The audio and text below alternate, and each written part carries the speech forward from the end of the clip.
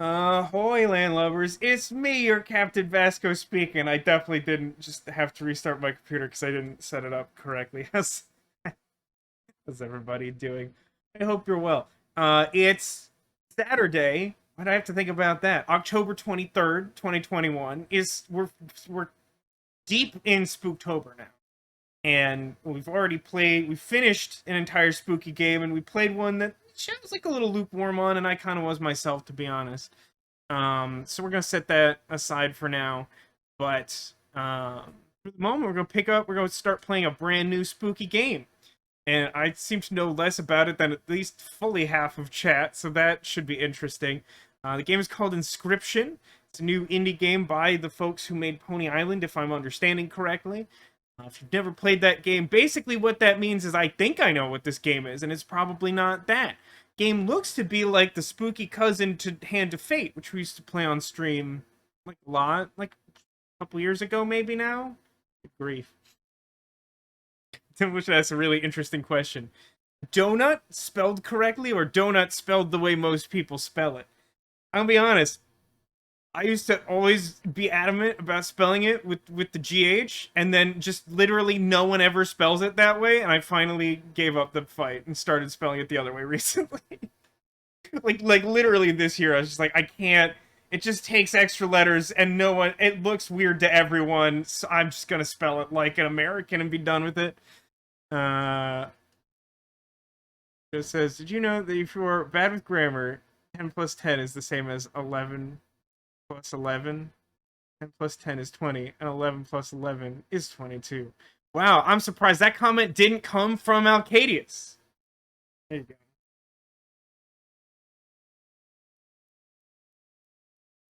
Neko has very strong feelings about this. We've awakened the beast. But yeah, I mean, I've pretty much said everything I know about this game now. I feel like chat's on the edge of their seat, and I already had to restart my computer. Which, let me tell you something. This is clearly like a human experience thing, but there's lots of things that like feel like they take a while, and then under the wrong circumstances, they feel like they take an hour.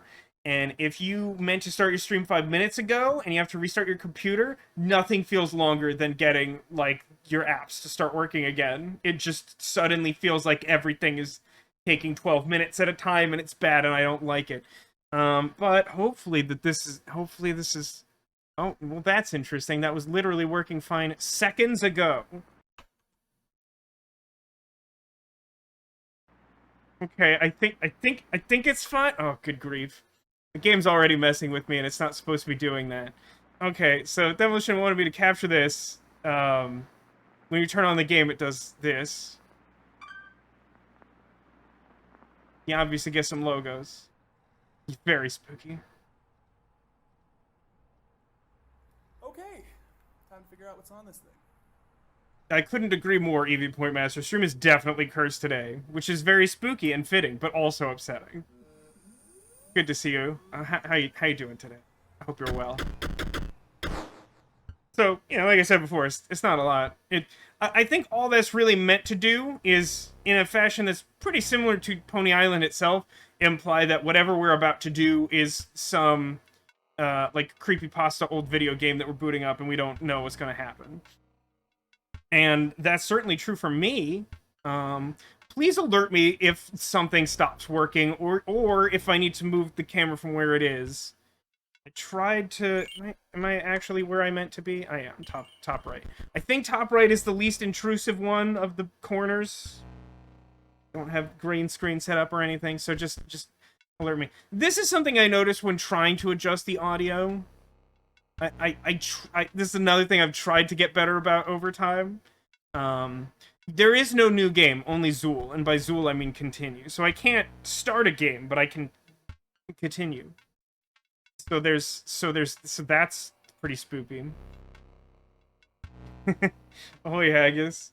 He says he literally spent 6 hours watching someone play through this. Is the game really only 6 hours? I feel like it's longer than that, based on vague rumblings I've heard.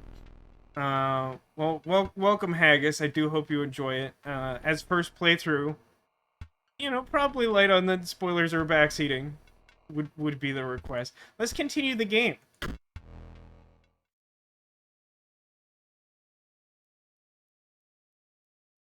Also, let me know if sound needs to be adjusted, because it was really difficult to set those levels. There's not a lot to go on.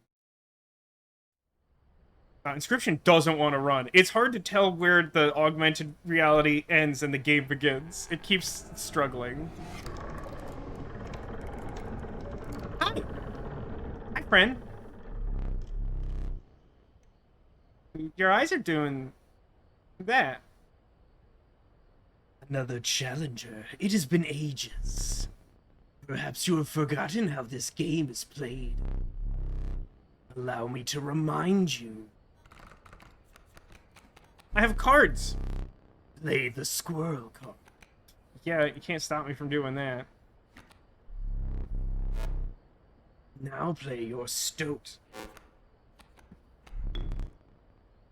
Stoat costs 1 blood. Sacrifices must be made. Oh, it's a tribute summon. We're playing Yu-Gi-Oh! Now. An honorable death. Play the stoat. Take a look at my hand. Wolves require 2 sacrifices. You don't have enough. Ring the bell and you turn. And commence combat. Ding. Stoat stands unopposed. The number on the bottom left is its attack power. 1. Your stoat dealt me 1 damage. I added it to the scale. Yeah, I actually have this concern too, Neko. I'm fond of squirrels. They are friends. What very little I know about this game includes I think it's mean to squirrels. I think it may be a reference to years ago, squirrels were like a creature type added to the game of Magic the Gathering. And then someone within Wizards of the Coast decided, that's too weird, we can't do that anymore. And so for like 10 years, there were no new squirrel cards. And then recently they started making them again, and they've done weird things. You win if you tip my side all the way down. Like this. My turn. Ori no turn. Your stoat stands in the way of my coyote. My coyote dealt 2 damage to your stoat. That means your stoat's health is 2 less. If a creature's health reaches 0, it dies. It's your turn again. You may draw from your deck, or you may draw a squirrel. Actually, I probably want the squirrel, right? Because then I can play the squirrel and replace my stoat that's in danger of dying with a wolf, right? Dull. And look at my hand. The wolf demands 2 sacrifices. Well, I don't want to put it in the way of the coyote, because then it's just gonna smash my wolf. Wolf good? Wolf doesn't seem good. Fear not, the beast is sacrificed, but not removed from your deck. Its suffering was real, but you will see it again. Oh, it is a shadow game. Hey everyone, we're playing a shadow game.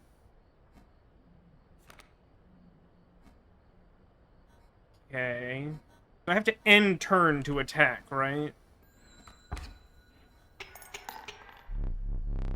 3 damage dealt. 3 weights on the scale. Because you are learning, I will pass. Again, the choice. A random card from your deck, or the certainty of a squirrel. Have you really gone all this time watching my channel and not know what a shadow game is? Real quick. Shadow game is a concept from the Yu-Gi-Oh! Anime. Yu-Gi-Oh! Is an anime that is essentially a commercial for a card game that was created by the anime. But, particularly in the first series, because it's been through multiple iterations now, there was like a subplot of these ancient Egyptian magics that were the origin of the game, more or less. Like, the modern-day card game was based on actual magic from ancient Egyptian times. And, people who had magical artifacts from that time could invoke their magic to create a state known as a shadow game. And basically, someone who loses a shadow game has really bad things happen to them using bad magic. I guess it says, draw another pathetic card, Vasco. My deck contains no pathetic cards, maybe. I don't actually know what's in here. But I do have a pile of squirrels, Kaiba! Watched 2 episodes, never watched it again. Demolition. You have to watch the whole thing. It's very... Well, I want to say it's good, but the show is completely ridiculous. And draw... Maybe I'm just supposed to draw 2 consecutive squirrels. I think the idea is that I should, like, win this turn? Wait, squirrel can't kill this thing. Squirrel is a 0-1, isn't it? Yeah, it's a 0-1. Put it over here.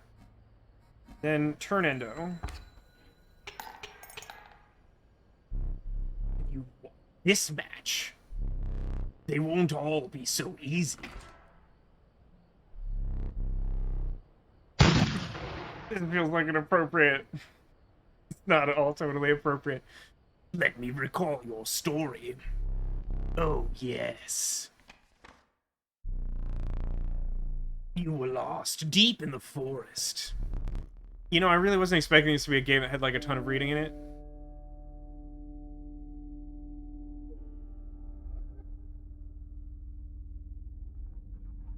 The squirrel is similar to some house rules I've seen for various Magic the Gathering formats, where maybe you set aside a pile of lands so you know you can always draw lands or something like that. This isn't the hardest voice on my throat, but it's also not the easiest. It is hopefully spooky. Did I see your comment above? No, and I have to Alt-Tab out of this to look at it because it's scrolled away. Defenders in this game don't do damage. By defenders, do you mean 0 power things? Good grief. Click. A single path revealed itself. Oh. I must move. I have no legs and I must move. Denizens of the forest approached you tentatively. Things that are standing in front of your enemy's attacker. Well, yeah, I mean, they wouldn't do damage to the opponent. Probably, I would assume. That only works in pretty much Yu-Gi-Oh, I think. The undying cat sacrificing the poor beast does not kill it. Ooh, that's good. I feel like Neko's gonna be upset about that one. Wow. Hey, did Neko approach me in the forest and was like, these are my favorite animals? The caustic adder, damage from its poison bite is always lethal. Oh, it has Death Touch. Only one may stand. That's a Game Night's joke. Don't sacrifice the cat, but it doesn't die, Neko.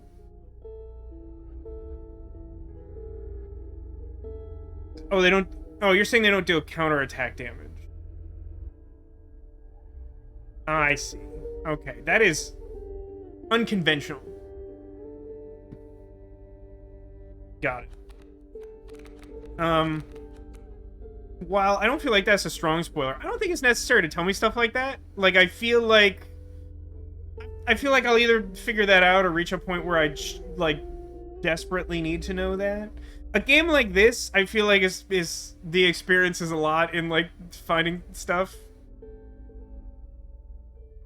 Yeah, I mean, like, I feel like between the two of these, I'm definitely inclined to take Cat. I feel like Neko's gonna be upset with me if I do that. The UI can be a bit odd. I mean, Pony Island, right?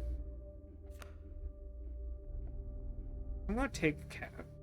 You know, just recently in Magic the Gathering, there was actually a completely overpowered cat, because it was part of, like, a 3-card infinite combo in Standard that was, like, really impressive. Yeah, I mean, Death Touch is generally pretty good, but I think in a game where Tribute Summons are a thing, Cat's really good. Oh, right-click is to, like, learn... It's, like, to find tooltips. It was, like, suggesting I right-click, even though left-click seemed more logical. Another creature joins your caravan. Some of the creatures in the forest seemed willing to follow you. You came across an abandoned sack. Rude. You found a squirrel in a bottle. Gotta rub it the right way. Break in case of emergency. Okay, I don't know what emergency requires bottled squirrel, but I'll take your leave. And have a second. Oh, look at that. Another useful implement. Okay, that seems to be like bolt cutters or something. That feels like that's out of place with what I have so far. Okay. To tip the scales with it. So cheat? So these bolt cutters are the heart of the cards? 3 is as much as you can carry.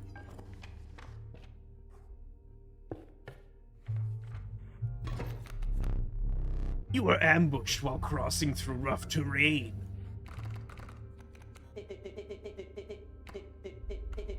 You sacrificed me while I was sleeping. It was the right play. I get it. Maybe. You'll help me? Play along for now. You may now see my moves ahead of time. Oh, that's okay.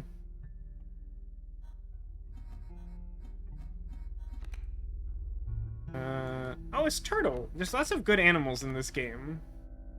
How come I can't, like, look at the whole card?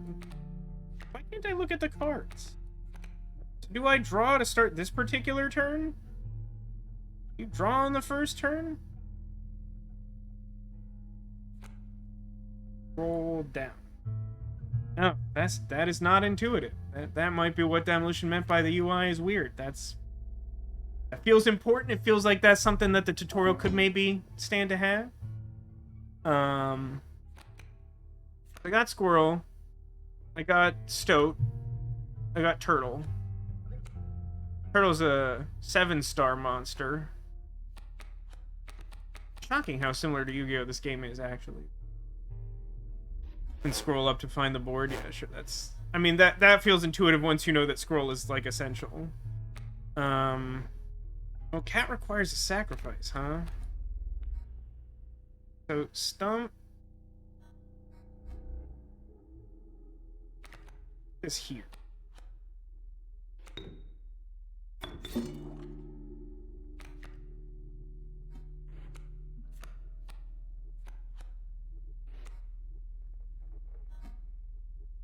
Ding.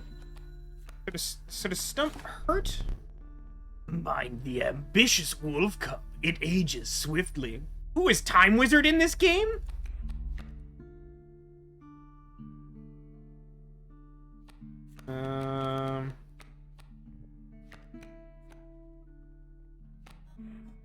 He wants to summon Bat that has flying. Wearing the sigil will strike an opponent directly, even if there's a creature opposing. We're just literally playing... This is just an actual Shadow game.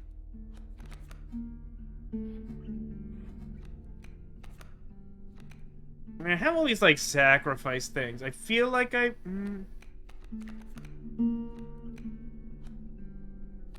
Take another squirrel for now.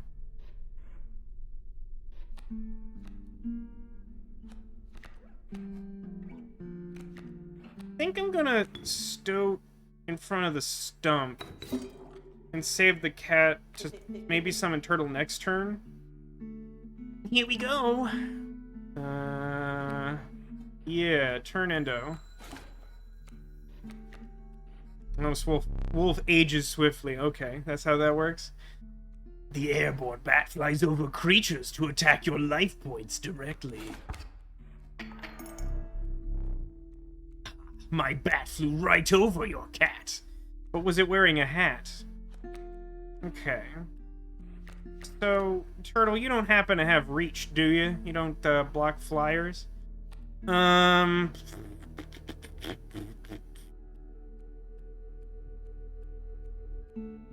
gonna draw. Okay, I have wolf. Hey, wait, can I sacrifice Boulder? That's not a thing, is it? That thing?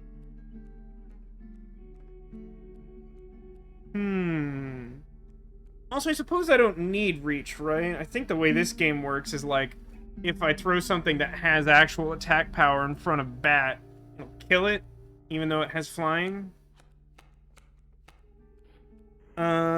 So...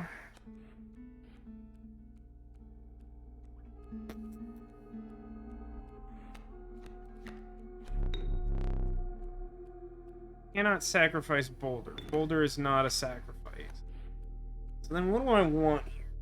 I guess I can't put something in front of Wolf, which is what I would want to do with my own Wolf. So I think I summon Turtle? Bottled Squirrel 2. That's true.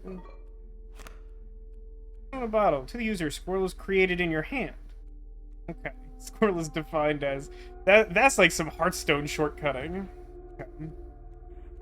Now, but here's the thing, though. Like, I have... These are like a finite resource. Cannot draw blood from a boulder. That sounds like quitter talk, ditto. Book is to the left. I mean, I assume if I need to read something other than that scroll is important for reading your own cards, the game will probably give me an opportunity. So, I mean, like, I could summon Squirrel in a bottle and then sacrifice Cat and Squirrel to summon Turtle. That feels like that's probably worth doing. Otherwise, I think I start getting tempoed.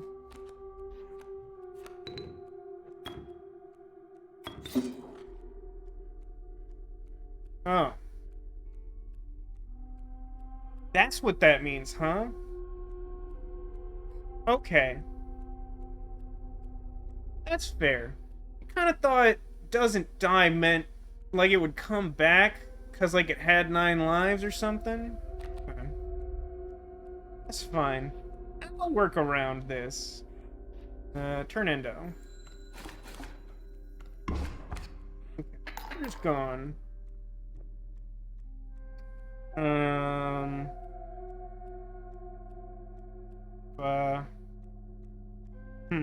Yeah, I am totally gonna get tempoed here, huh? Fortunately, Bat spawned in front of Cat, which is problematic because I don't have any trap cards. So, that being the case...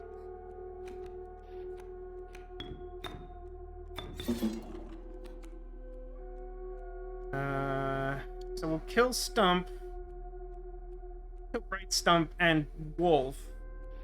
Bat is gonna kill us this turn?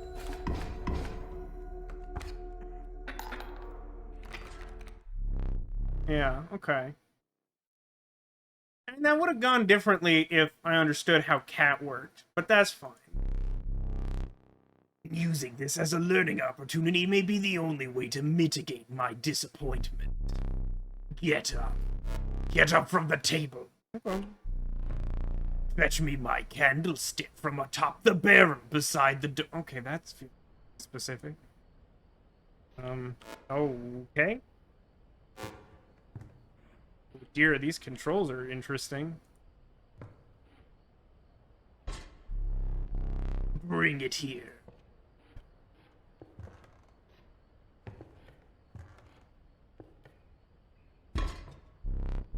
Now sit back down. Let me explain something to you. That was one of the 2 mistakes you can make here.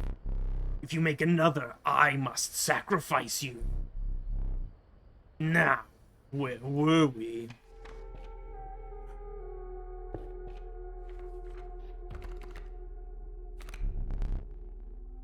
The young wolf cub grows into a wolf after a single turn. That seems pretty good. The meek sparrow, an inexpensive, if feeble flying creature. Oh, that's just Stormcrow, huh? I think I like Wolf. Seems effective.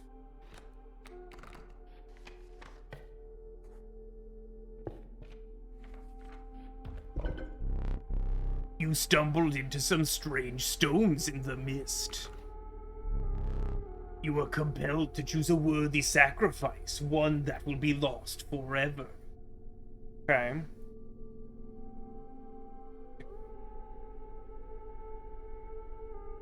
So I click this and then remove a card from my deck? Well, that's just rude. This feels rude because I just got both of these and I like them. One Bloodstorm Crow, the new meta. Yeah, man, I mean, it was overpowered without requiring a sacrifice, right? I mean, I feel like we gotta keep Cat. I feel like a shame to lose Wolf. Also, this feels like a lousy encounter if it chooses like the two best cards in your deck and you lose one. If you have some agency over which one to get rid of, it feels like maybe useful.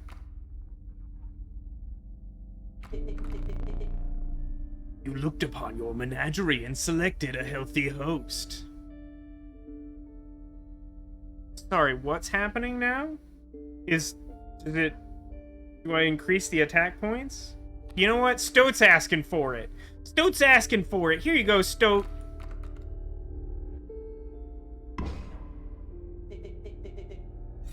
What an honor.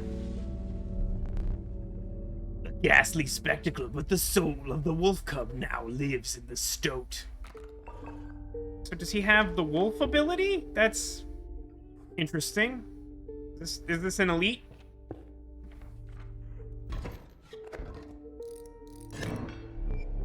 A bottle of cologne?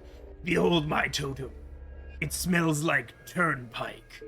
It inscribes my canine cards with the airborne sigil. We're just playing Yu-Gi-Oh! More than that, we're playing Season 1 Yu-Gi-Oh!, which is the best Yu-Gi-Oh! Something recently had me thinking about this, is like, the best part about Yu-Gi-Oh! Is in Season 1, they were truly making up the rules as they went along. And so, like one of the best examples is in, like, episode, 4 of Season 1. There's, like, a battle where, like, the main character's opponent has, like, all sea monsters, and, like, uses a card to, like, flood the battlefield and, like, weaken things that aren't fish and squids and things. And then, the protagonist plays a moon card to power up his wolf, and later on destroys the moon, sending out the tide and drying up all the fish, and it's like, what? What? Yeah, attack the moon, which I think they eventually made into, like, its own actual literal Yu-Gi-Oh! Card. And it's like, that stuff is great. Like, it's really difficult to try and capture that in a game that makes logical sense. But, like, there's something so, like, magical about that. It really, like, I love Season 1 Yu-Gi-Oh! Yeah, so now his wolves fly, which is, like, bad for me, huh? Okay, so let's take a look at what's happening. Bat and... oh, I guess Coyote counts too, right? Yeah, that tracks. So, I should definitely try to summon things that... 2-1, 2-1... so they're both basically the same creature right now.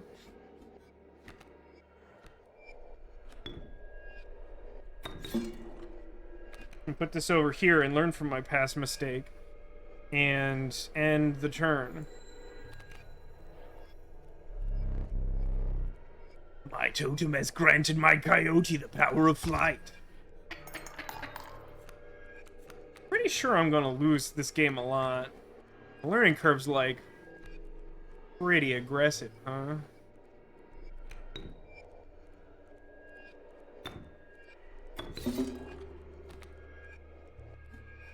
Okay, I mean, I'm gonna take another 2. It feels like that's enough to kill me.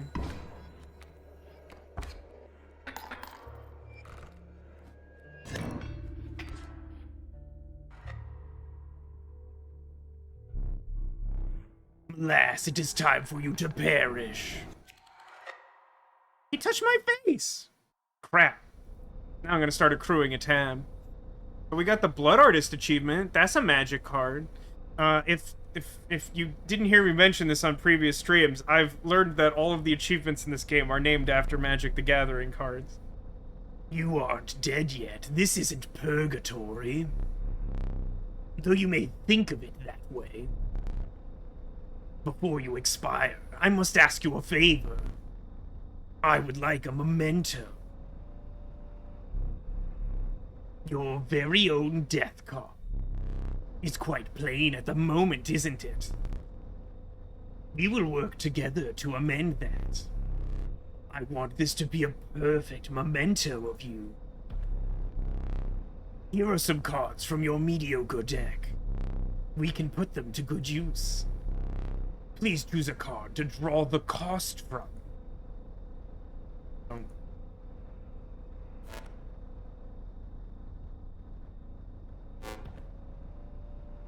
I mean, it's only showing me one card.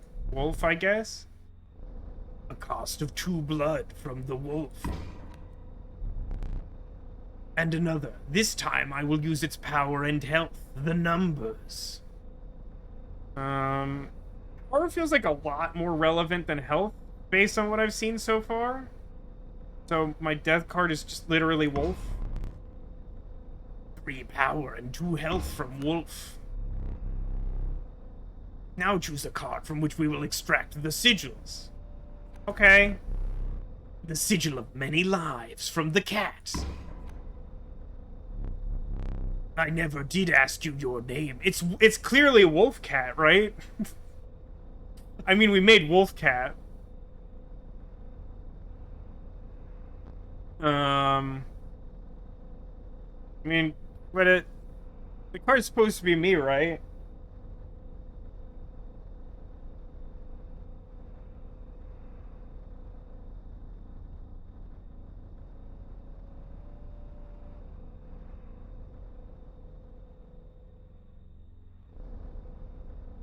I'll let the Mew.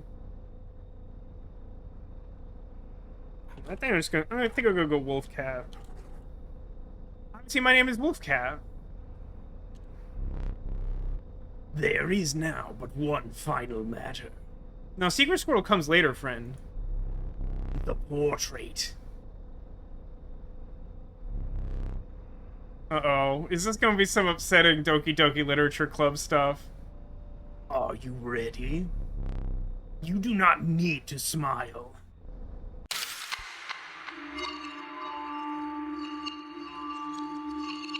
I don't think I'm gonna want to draw this card. I think it's gonna make me unhappy. Here we go again on our own. Another challenger. Ooh, a solid Salad Fingers reference from chat. That's actually quite apt. The whole sound effect talk. Yeah, no, that's right, huh? Perhaps it is time. Perhaps you can understand bones. Okay. I mean, sure. Yeah, why not? The resourceful opossum costs 2 bones.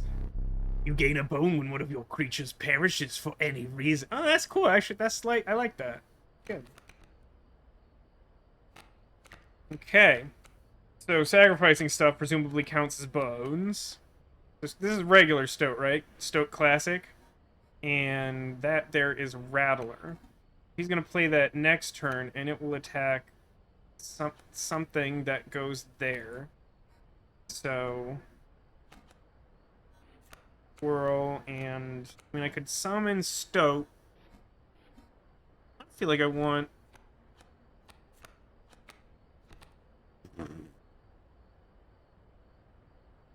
Supposed to summon Wolf next turn. I'm gonna summon Safety Stoat, I think. From the death of your creature, you gained a bone. You will not lose this until it is spent, or until the battle ends. Yeah, turn endo. Also, I know I keep saying that, and it's a weird thing. When I watched the original Yu-Gi-Oh! Anime, I watched it dubbed. And have since mostly, maybe 50-50 watched subs. Weird relationship with that. But in the original Japanese, when characters end their turn, there's a few variations of, like, turn endo, or at least that's what it sounds like. And so sometimes I just say that, and people always think I'm a lunatic. And they're not exactly wrong.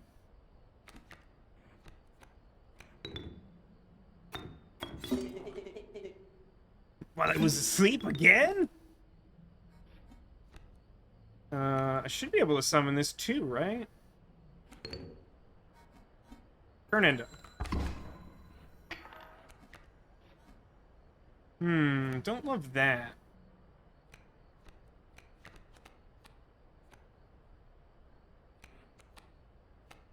Bullfrog. Jeremiah? Oh, he has reach? Mighty Leap. Card bearing the sigil will block an opposing creature bearing the airborne sigil. Doesn't it just take damage from it and then probably die because he's a stinky 1/2?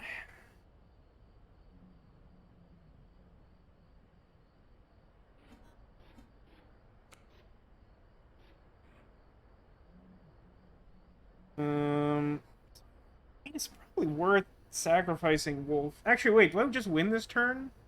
4, and I did... No, I don't think I win this turn. I think this is fine. Probably, I mean, I might as well trade Possum? No, that doesn't actually make sense. I lose Wolf, and I get a Bone. I've drawn all the cards in my deck.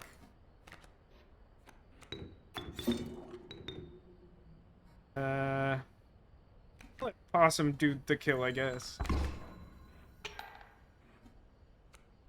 Oh, we're not done? I thought 6 was the amount of heart points we had. My hand.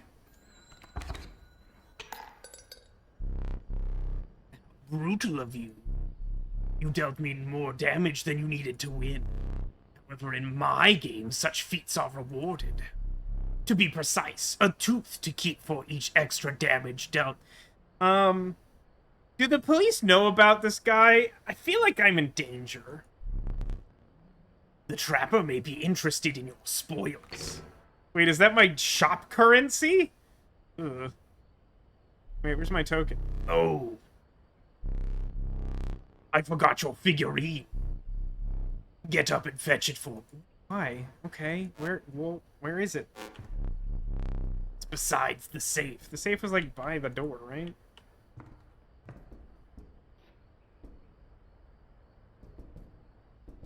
I guess I'm this Aztec character. Let us continue. This is just actually Salad Fingers. I mean, it's dangerously close to Salad Fingers. Salad Fingers is not a safe friend to have. Take damage, the scale moves back. You dealt 9. He did 3 to you. That tracks. It should have been more obvious to me than it was, but none of the battles I've had so far have been particularly close. One way or the other. While I do feel like that was addressed by the tutorial, I feel like it would be nice if there was a battle where that was more likely to occur to sort of drive that.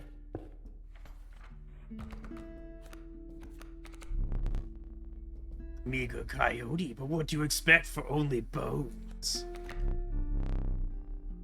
A nefarious rattler, a brittle creature, once past its monstrous fang.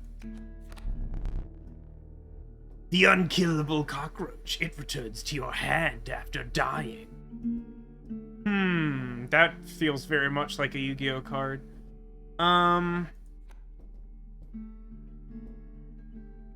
Look at my deck right now. I have like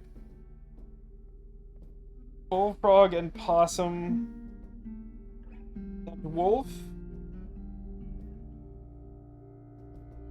I mean, it seems like you have an infinite supply of squirrels with which to generate bones, so I'm not super concerned about that, although these are all bone guys. It feels like a lot. I think I'd go between Coyote and Cockroach. I mean, based on my current deck, I don't know that Cockroach is all that exciting, but it could be useful later on. Yeah, it seems like the Cockroach is closer to what I was expecting Cat to do. I think I'm gonna take Cockroach aspirationally. The super normal sentence for a human to say. You know you're free to get up again, to keep your blood flowing.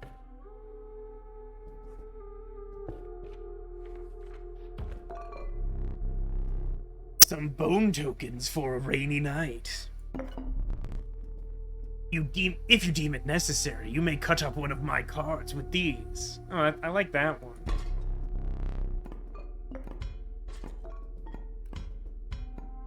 I already have this, which I forgot to use to not die before.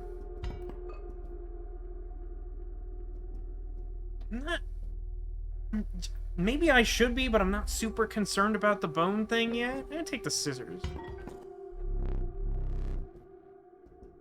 Feeling overburdened enough with the full 3 items you carried on. I'm pleased to see how many people in chat actually know what Salad Fingers is.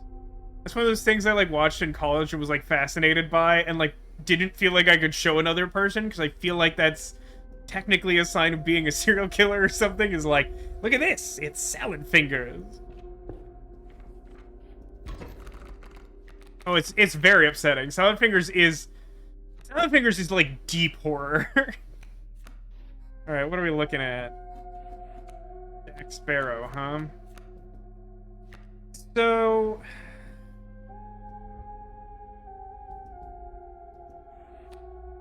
it's probably good to summon Bullfrog in front of one of these flyers.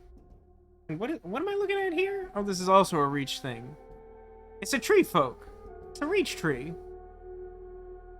Oh yeah, Don't Hug Me, I'm Scared is a very similar sort of thing.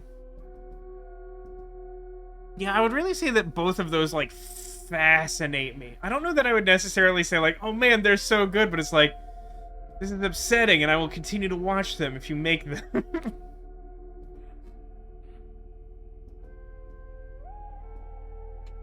Oh, Neko's just calling him Salad Fingers. I mean, he's really got a Salad Fingers vibe. I would encourage you to look up Salad Fingers, but then you'd know what he is. I did try showing one of my coworkers at my old job, Don't Hug Me, I'm Scared. And they liked it, but then they also said that they were mad at me because the song from the first one got stuck in their head, and they weren't cool with that. I mean, I think I just want a Bullfrog in front of a flyer, I think. And then turn Endo.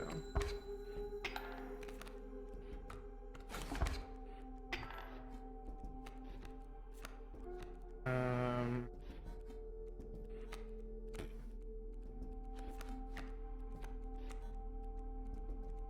think what I want to do... You want something next turn? No. I think I'm gonna summon Wolf.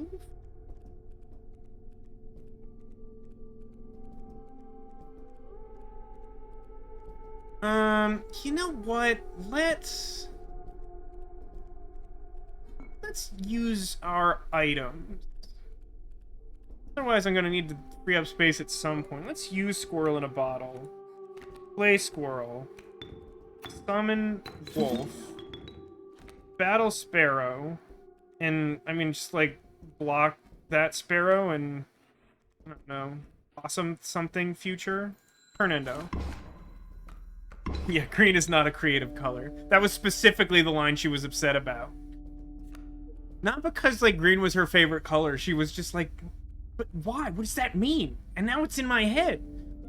So yeah, now I just have Wolf on board, but I can summon Possum.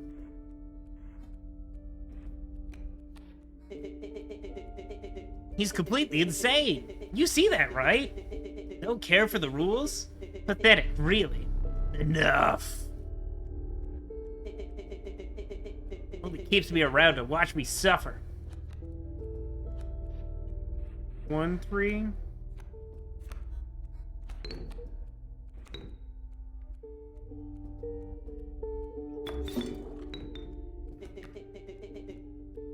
Back on the board. Let's take out that Sparrow friend. Turn Endo.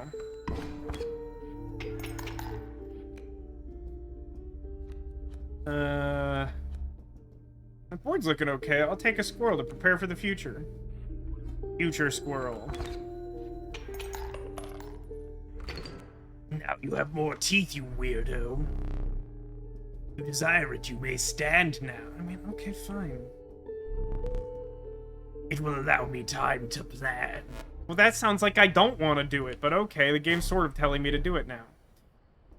I am no tyrant. You may stand whenever the map is unrolled. It allows me time to plan your next encounter. But do keep your hands off my possessions. Is there a stoat token? Can I use a stoat as like my Monopoly piece on the board?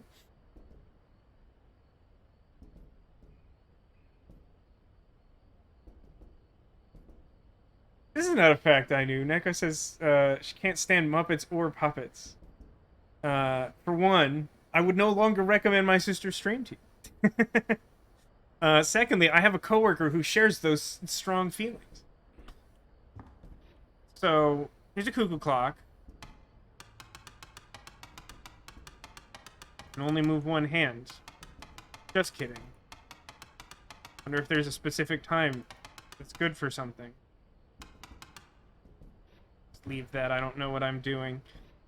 I don't exactly know what this is. I noticed that it was like a framed card thing. There's a safe. I assume maybe eventually I get the combination of this. Wait, can I look closer at these now? No, same amount. Same amount of close. Hi. Hey, hi, squirrel friend. Okay, gotta...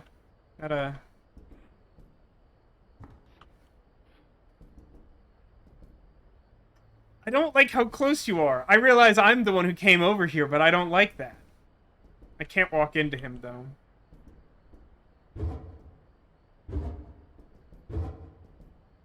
This feels like something out of Myst. I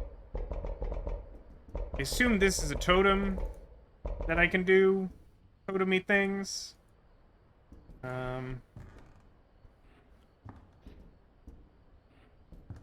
Yeah, I mean, I don't feel like I have enough clues to interact meaningfully with any of these things yet. Mighty leap.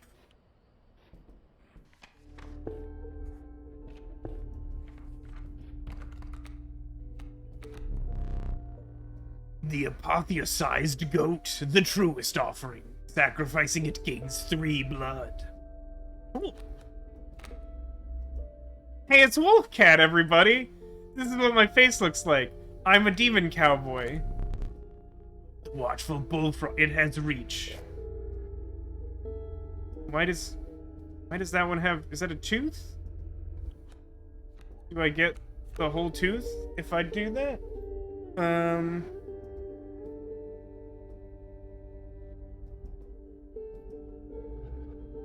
I feel like Wolfcat is the thing I want.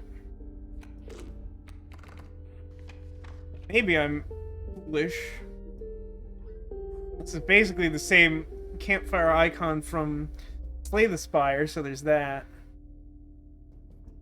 Yeah, Wolfcat's pretty good, right? It has the stats of a wolf and the permanence of a cat. Wolfcat, OP.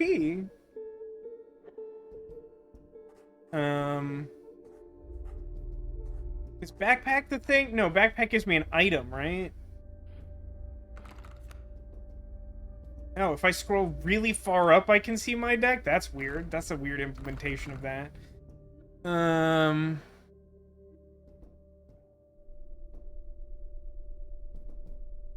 and this is the sacrifice symbol, right? So I can, like, boost something with the ability of some other thing.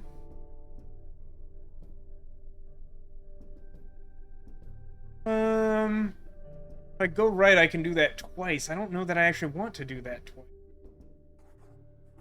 I don't really know what campfire is, but then there's like an elite battle and like a card and then whatever this is. I'm gonna try this for Cyan. Okay, this looks ominous. You came across a small group of survivors. Faces shrunken from starvation, they huddled around a campfire. They looked upon your group of creatures and beckoned. Come warm one of your creatures by the fire, one said. Warm it by the fire that will enhance its power, said another. You noticed one of the survivors wiping drool from their mouth. Okay, see, this is concerning because it feels like if I put a creature there, they're gonna eat it. But it also has +1 on it. You got a hint for me, Stoke?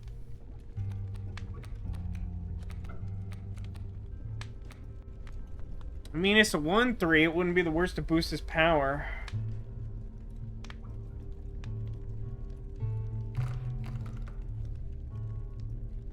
Worried about this. Fire warmed the poor stoat, enhancing its power. One of the survivors reached towards it, and another gnashed their teeth. Without a word, you pulled the stoat away from the fire and left. I still am not fully sure what the campfire is, to be honest. I just did it, and I don't know that I know what it is. Oh, good. So the elites are he has like a magic totem. There's a way out for both of us. It's somewhere in this foul cabin. Be silent or I will tear you to shreds. Well, I know I upped his attack by 1, but there was a whole ominous overtone of, like, eating my creature, and it didn't happen. Okay, so... The flyers have reach? Okay, that feels like a weird one.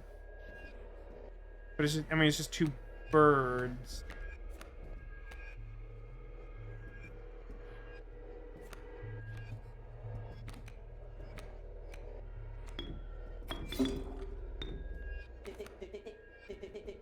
This spot? You sure?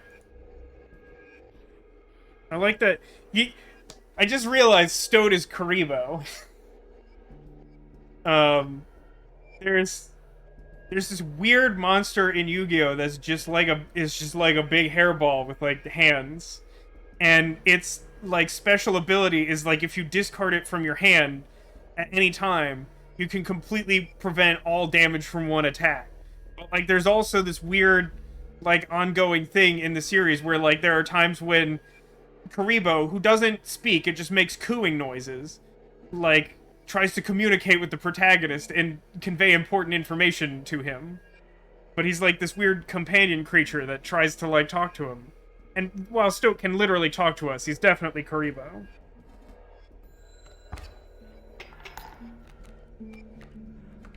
Okay, so I'm gonna take 2 flying damage. So the scale has got it. Okay.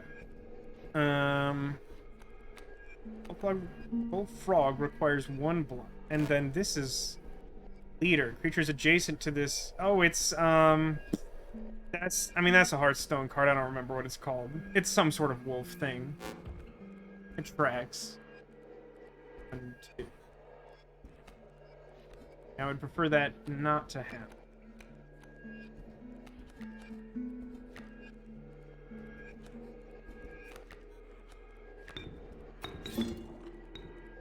Definitely use a bone-related creature soon. So I'm gonna try and block that attack. I mean, I guess it's not gonna do what I want, but I'm not gonna take damage. I'm gonna kill one of his guys. Seems okay. Your weird companion, I'm here now. Welcome, Alcadius. That's quite the entrance. How are you doing today? How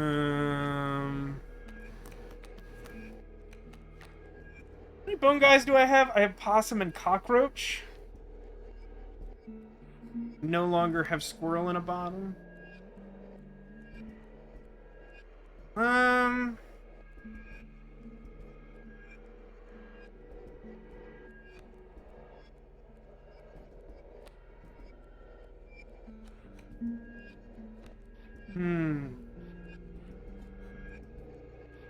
think I'm gonna go ahead and use my scissors on Alpha.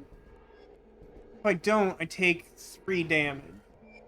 I prevent 2 damage and kill the most problematic thing on the board if I use scissors. It feels appropriate to use my items against pseudo-boss battle.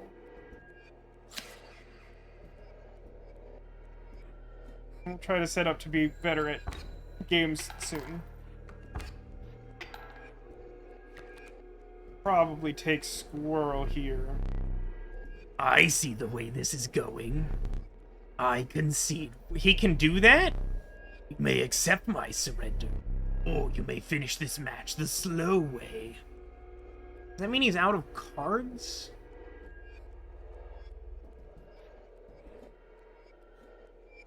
Like a rose or something?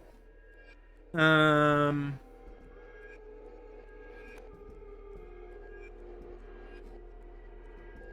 mean, I get more teeth if I fight him the hard way, right?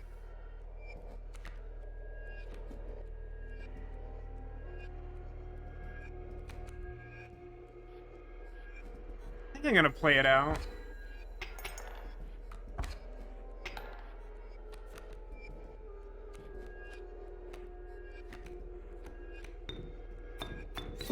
I sacrificed 2 squirrels to summon Wolfcat in attack mode. Turn endo.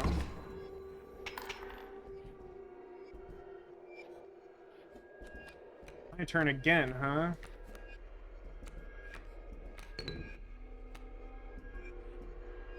Just... Bearing the sigil sacrifice, it doesn't die. Okay. So I should be able to sacrifice Wolfcat and Possum to summon Wolf. And still have Wolfcat to murder, right? Okay. Inflict harm.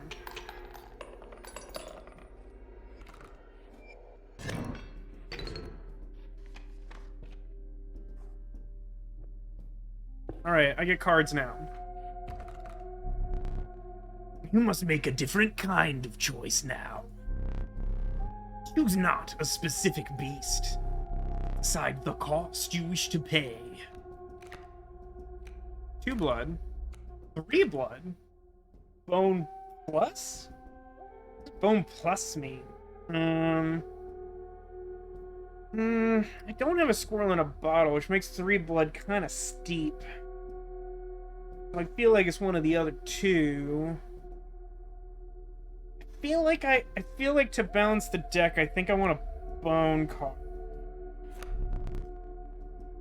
Meddlesome bat, a minor terror. Okay, that seems fine. A random card with a cost of bone. What were you expecting? I mean, more or less that. I don't know why I also had to manually pick that up. Okay.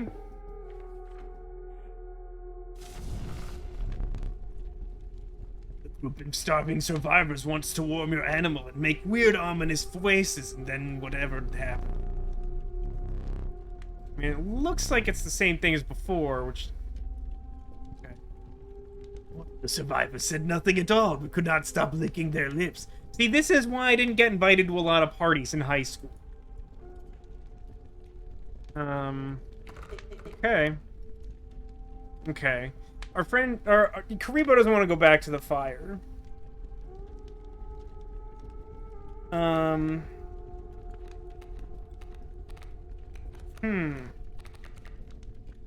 of tough. I'm not sure there's like a strictly bad option. I'm not sure what's best. I think I'm fine with Stoat being a 2/3.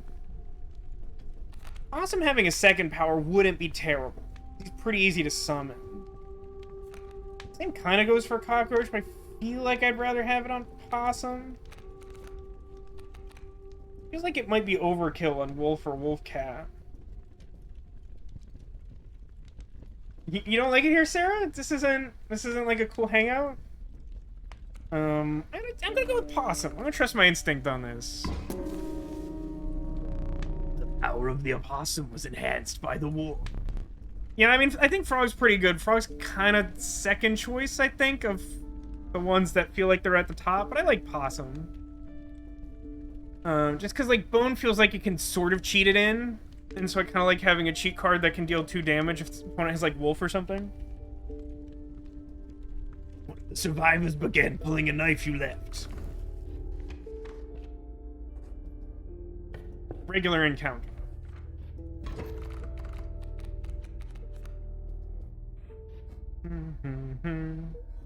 Two coyotes. I'm gonna read this ability again. Yeah, only sacrificing doesn't cause it to die. It does die to combat damage. I wouldn't want to try and summon him, like, directly in line of fire. I feel like what I actually want for Bullfrog is more health.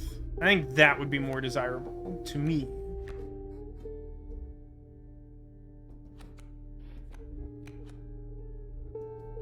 I mean, I could summon Bullfrog, but that kind of just feels terrible. Even if I wanted to do that, I think I'd want to do that next turn. Regrettably, I take, like, a bunch of damage. But, like, I don't think I have a good move this turn.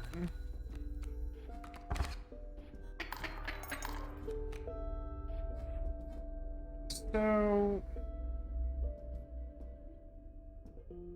I guess I have to draw first. So based on what's in my hand, I'm not particularly close to summoning Bat. This seems like summoning Wolfcat would be pretty good, but I'm still at risk of taking 4 damage.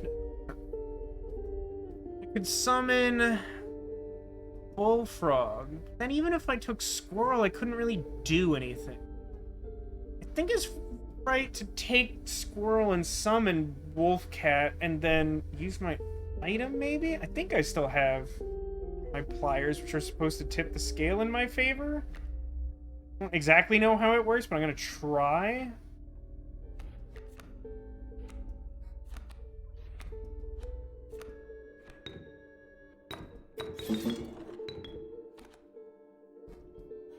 And place a weight on the scales. Pain is temporary.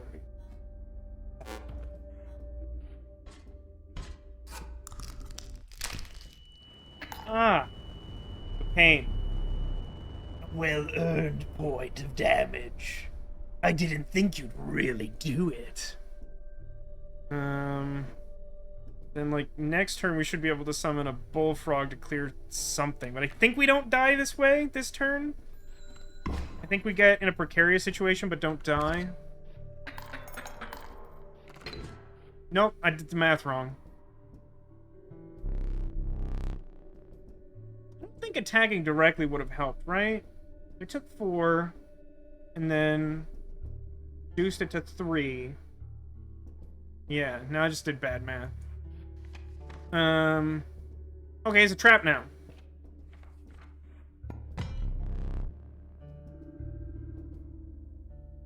You were stopped along the way by a trapper looking to liquidate his pelts. There was something uncanny about his appearance, but you were quickly distracted by his wares. Okay, I'm gonna say this. I don't normally feel like I have to say this, but I'm gonna say this. I appreciate the enthusiasm of chat, but I'm going to ask you to not tell me what to do, even retroactively, unless I ask for advice.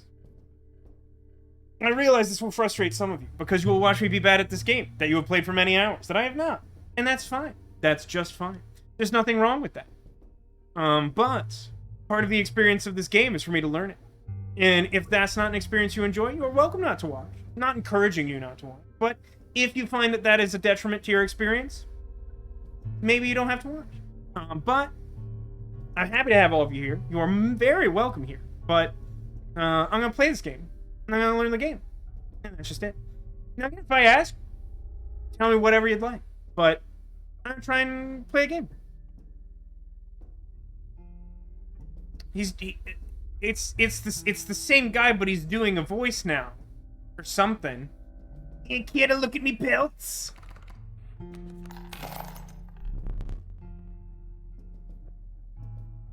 Take a pelt free of charge. I mean, that's the rabbit. So what's that? What is even that, though? That's a rhetorical question.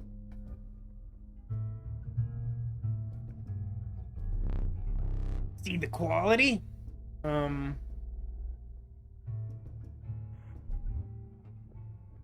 Wait, what? Why would taking... What? Hang on, what? Please consider me pelts!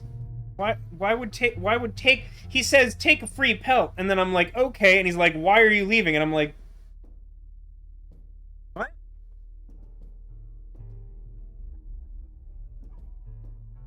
I don't really know what pelts do, so I don't know what... I guess pelts are just free blockers?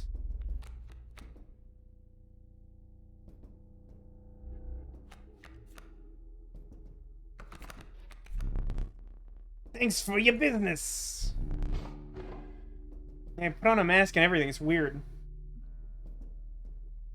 Yeah, I mean, like, the rules of the game seem fine. I haven't had any major issues with them, but I feel like the game does this weird thing where it, like, assumes I know stuff that it hasn't taught me. Which I think I'd be completely fine with if I weren't streaming, but it does tend to make chat want to tell me stuff. And, you know, it creates the dichotomy. The man assured you of the value of the pelts. They appear to be useless in a fight. But he mentioned the trader further down the path would reward you for it. I mean, he didn't. You kind of said that after the fact, but okay. So I can increase the power of something, or I can, permanently remove something to power up, or I can get an item. I think item's probably most useful since I've used all of them.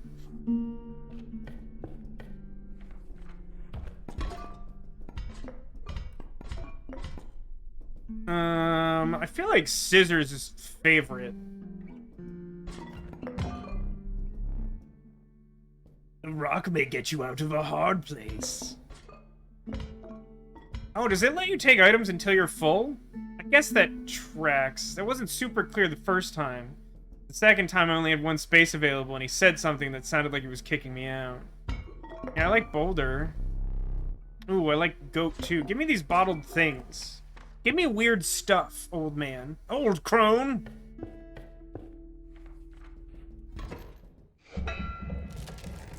So is this like floor boss or end game? The trees seem to close around you as a chill mist descended. In the distance, you could hear the clinking of metal on stone. A hobbled figure stood in your path. Hee-haw, 'twas the prospector.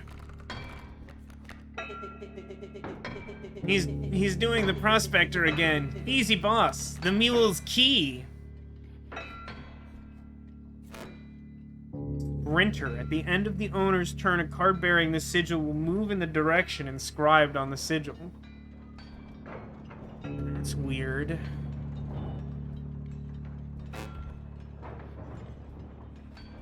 Don't be a coyote.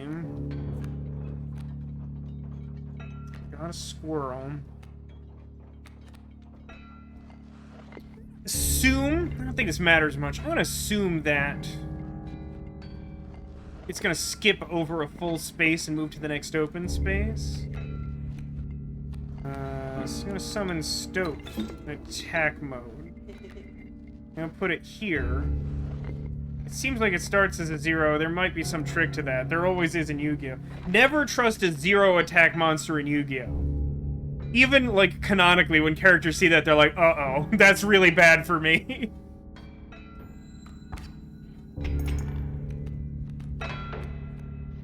Okay, he did something weird. There's like a package under there. I need a lot of bones right now. Oh wait, did it change his direction instead of moving? Oh. That's weird. That's what I was expecting. Fortunately, I can't... I think I need to draw a card and expect to use Goat if I draw something with a blood cost? Ah, that's a good one. That's a good one. Oh, I think I had clocked the fact that the goat requires blood in the first place. That's slightly less good. We'll work around this. I'm very sorry, Stoke. I'm very bad at the game, so you keep dying.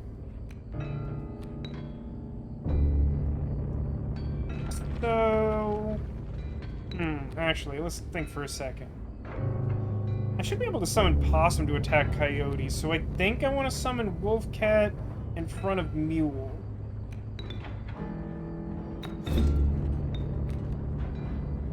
Then summon Possum to attack Coyote. Then... Ooh, Wolf Cub coming to Boulder? That's not great. Okay, turn Endo.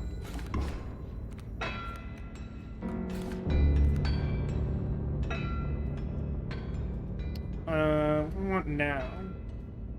I have things that I can sacrifice. And if I sacrifice stuff, I can summon bat. Feels like draw is good. The golden pelt. I assume this is an obstacle. Yeah, it looks like it has the same markings as boulder. I mean, hypothetically, Mule dies this turn. I don't know what that does for me. Draw didn't go especially well, but I won't take any damage from Wolf Cub. He is about to turn into a wolf, though. I mean, I think I'm fine to just pass here. I assume I don't want to play Pelt unless I have to, because if nothing happens to Pelt, or if it at least stays in the deck, then I get some sort of reward.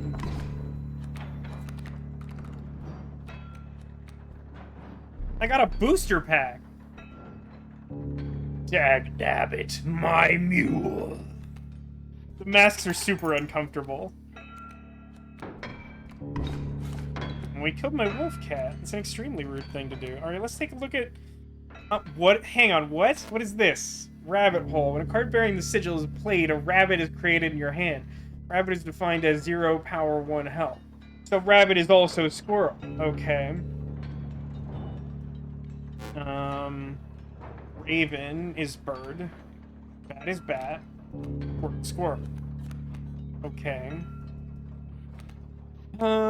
So I have 2 bone, I think. Right? Still not gonna take damage from boulder yet this turn. How much is there something I could do to get the scale to like represent numerically? That would be like nice. That would be like a decent quality of life thing. I mean, Warren's kind of cool. Oh, I think I know what to do. No, wait, does that work?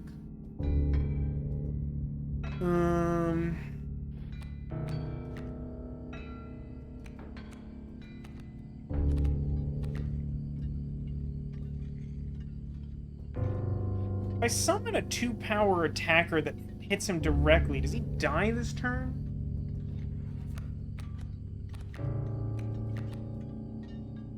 I don't think I can do that, though, can I? Because Raven requires 2 sacrifices? Although, if I summon Squirrel, and then summon Warren, then I have 4 bones, and then can summon... Oh wait, if I summon Squirrel, and then summon Warren, and then sacrifice thing. Yeah, I think that works. An aggro strategy instead of control, and it would be great if I could actually tell how close they were to dying. Maybe we do something similar and hedge a bit. No, I haven't... Right, I haven't drawn for turn. I was just evaluating my hand. So, that being the case...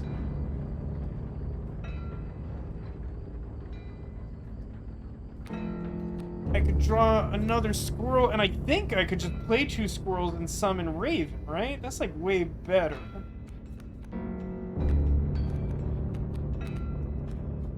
Yeah, it just doesn't have cost, so I can do that. So then I summon Raven in attack mode. And then I summon Bat. And I blow up his stuff and my rock dies.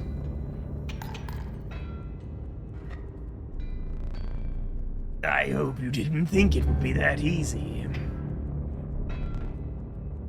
There's gold in them cards.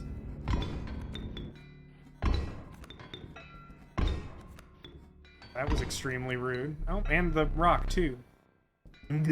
Gold, I've struck gold. Okay, so... can't sacrifice obstacles, so I can't, like, do anything this turn? Is that right? Something bad's gonna happen when he gets to it. What the heck is this? Guardian. When an opposing creature is placed opposite to an empty space, a card bearing the sigil will move to that empty space. Oh, so it, like, runs away? It's like Norin the Wary? God, my commentary for this game is useless if you don't know several card games that already exist. I'm so sorry, everyone watching. I don't know why you're here. I think I just want a whirl, probably. And then I, like, can't do anything, right? Yeah, okay. I mean, I literally can't do anything this turn. Oh, they make bone tokens. That's interesting. Card. Cockroach, that's something. Cockroach is something.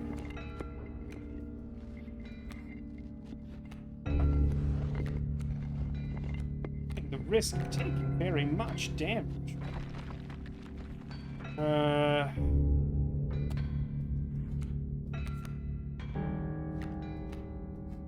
Try something. Work as expected. Okay. So we're gonna summon a bat. Take out... Then...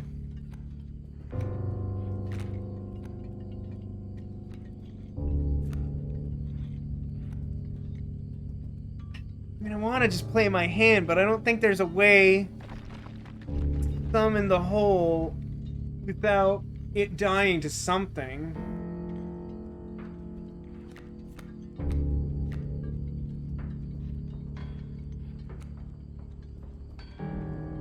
In order to play Cockroach, in order to be able to take out Coyote, I have to sacrifice something to the Warren. Ditto says, don't worry, I followed everything so far except salad fingers. That's somehow the most baffling answer I think you could give. What's the text on? Oh, Warren has 2 hit points, huh?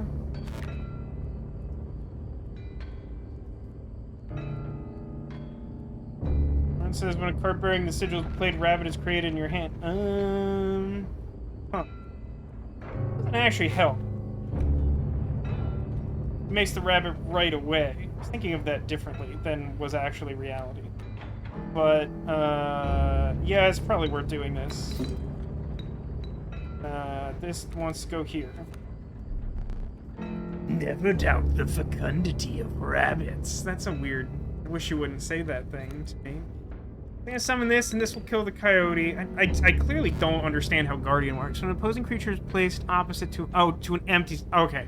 I like, interpreted that backwards. Okay. It's not Norin the Wary. It's...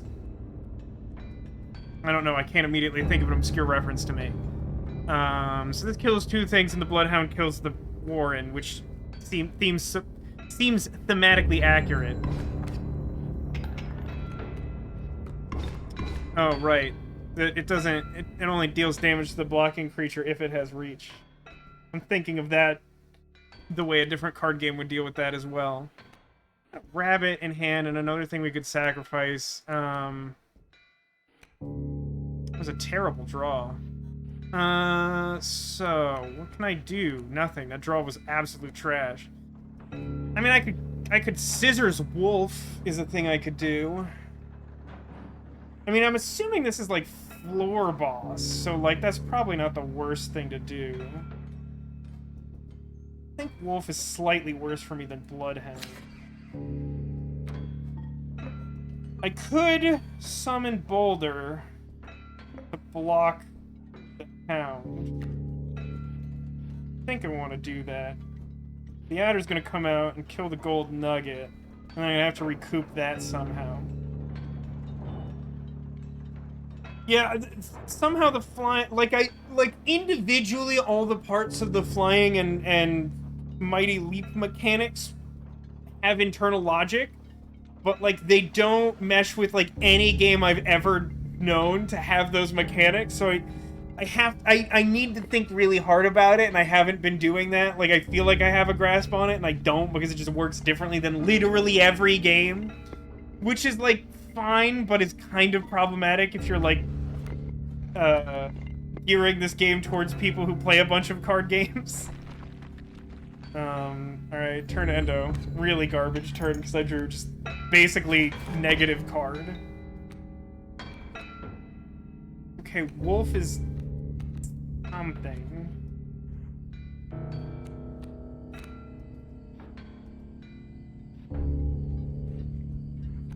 I mean, I've done some scale damage. I think I want to summon... Ooh, hang on. I could do a control thing here. If I play Rabbit in the rightmost space, then Bloodhound moves there. Then I can sacrifice Rabbit and Cockroach to summon Wolf to kill Bloodhound. I could also do an aggro thing and summon the Rabbit opposite the... No, wait, basically any permutation of this ends with the Bloodhound opposing Wolf, right? I think it does. I think I might as well know that I understand how this works. Oh, that's true, I get Cockroach back, huh? That's interesting. I haven't actually had to do that yet, so I kind of forgot that worked that way. Let me read this sigil again. A card bearing this damages another creature. Alright, broken Death Touch won't stop Cockroach.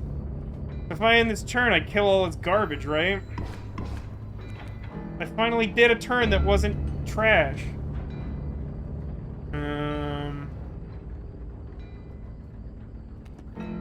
Draw a card. Wow, I'm glad I burned through that.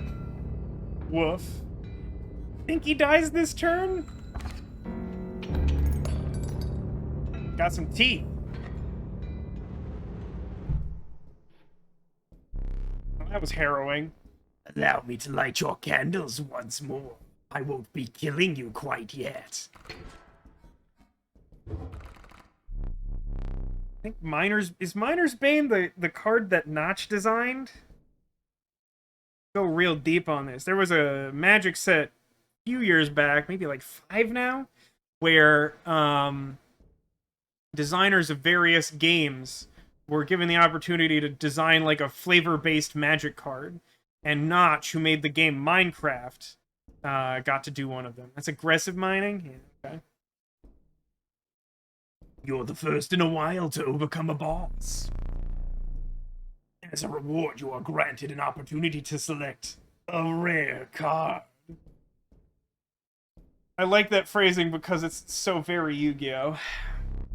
Choose carefully.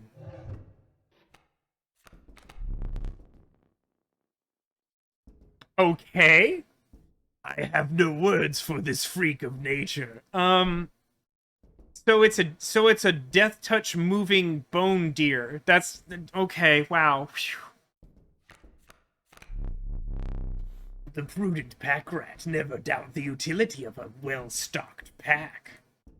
Can't read its sigil yet because we're still looking at them, I guess. Child 13? Abandoned child. It does not die when sacrificed, but do you have the heart to try? I mean, isn't that just also Cat? Is Jason Child 13? What is the drawing on the long elk? I mean, it kind of looks like it's like a tire tread or something, but it doesn't feel like that meshes with the actual mechanics of the card.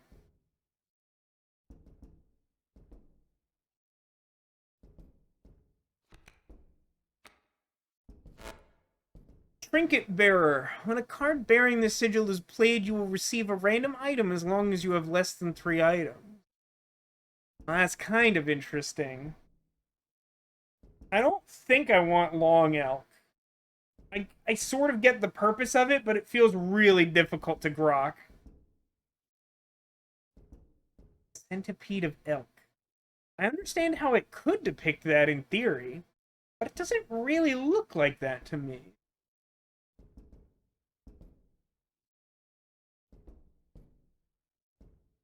It has a special ability, it's not just Cat. Many lives. A card bearing the sigil of sacrifice. That looks like exactly the same one, though. Anyway, I'm definitely not leaning Long Elk. This art is confusing, and so is its very needlessly complicated combination of abilities. Yeah, like, that feels really difficult to use.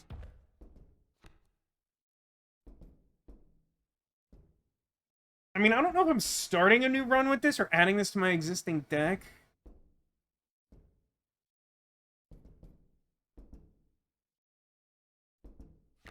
I don't currently have cat, right? I have something with the cat ability. I'm gonna take this.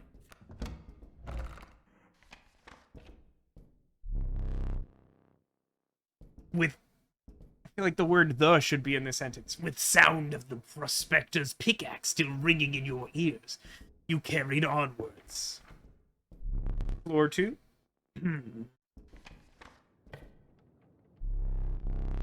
The rank smell of rot and mold permeated the humid air. Every step forward was answered by some nearby slip or slither. Tread cautiously into the wetlands. Cards. A stalwart snapper, a near impenetrable defense. Bullfrog that again seems to come with a free tooth. Ooh, Rat King is a new one. The tragic Rat King. When their tangled bodies become corpses, you will gain 4 bone. That's weird.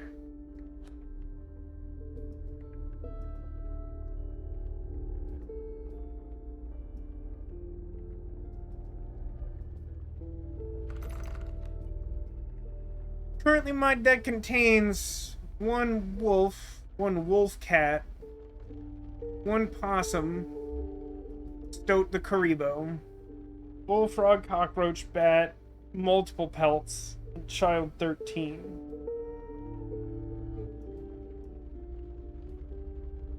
Child 13 is really only good when I have things to, like, blood sacrifice for. I guess these are all blood cards.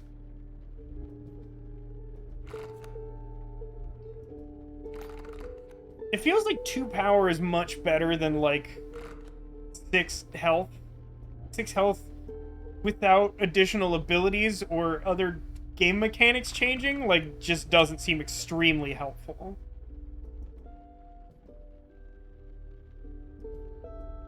I like Kat explaining to people in chat what aggressive mining does. I did remove MTG Bob, which had quietly been lurking in chat for a long time.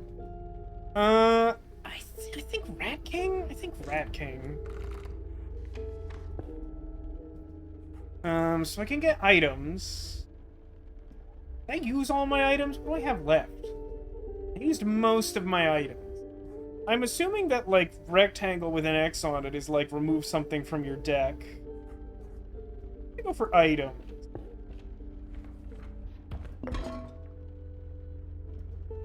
That says, even though I don't play Magic myself anymore on Arena, I still follow Standard. That's fascinating to me. I would think, if anything, the opposite. The problem with Standard is it's really difficult to make Standard good. Standard's, like, almost never good. Here says, Turtle does pick away at stuff, though. Yeah, it does. But, like, a lot of the... Feels like a lot of the problem cards... I mean, I guess it's okay against, like, flyers like bats or whatever, because they tend to have low health. But it doesn't actually block the damage from them. So, like, anything with 1 health's equally good against it.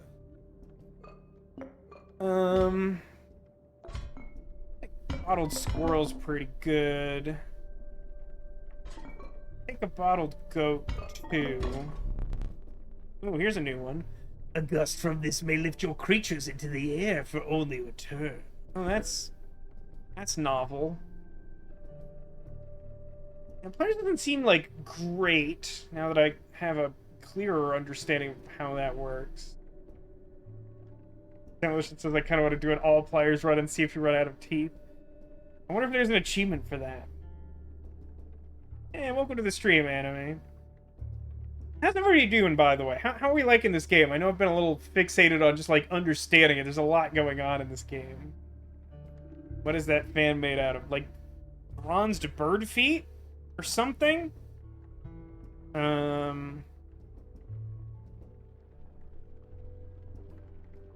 me take this. I'm gonna take the fan. Doesn't seem like amazing, but it definitely is like it's a tempo play for sure. Random encounter. Okay. They would like to summon a bullfrog.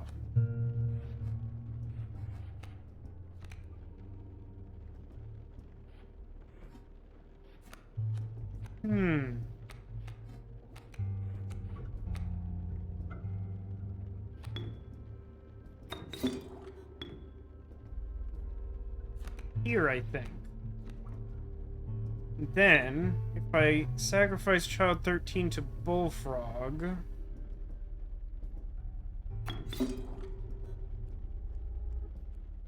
Oh, it did something weird. Yeah, even though reading the card doesn't explain the card in this game, huh? So instead of just being a cat, it becomes a whole dragon. That seems quite good. I think that's better than the other thing. Alright, I didn't get a bone token because it didn't actually die. Wow, this must be what it's like for a normal Magic player to try to understand regeneration after, like, 25 years of Magic the Gathering, because that mechanic doesn't inherently make sense, but makes sense if you do a bunch of homework. Yeah, that's probably what this is like. Okay, I was planning on summoning Possum to just, like, attack for a bunch of damage, but I also wasn't expecting to do dragon damage, so it kind of comes out in the wash.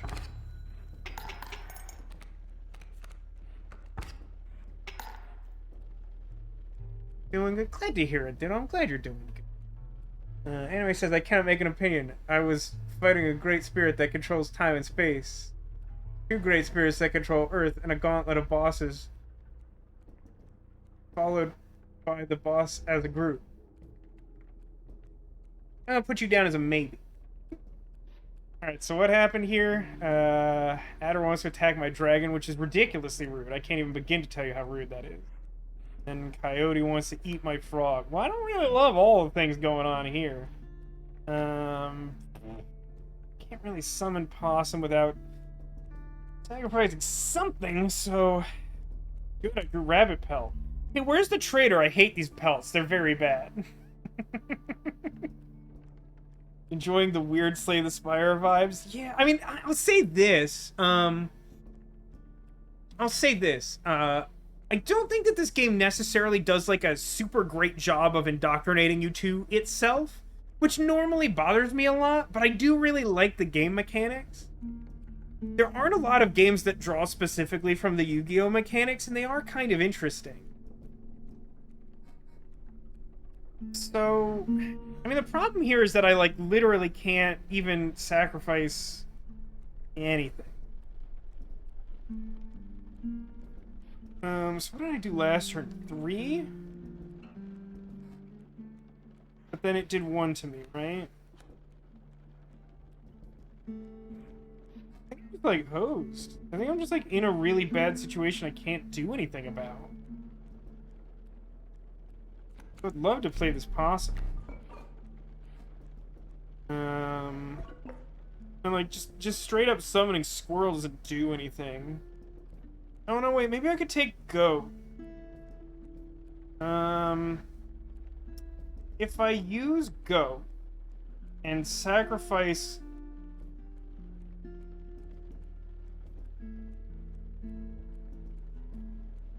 If I use my Bottled Goat and sacrifice the Bullfrog, then I can also summon Possum and deal 4 damage instead of 3, and I think that's lethal?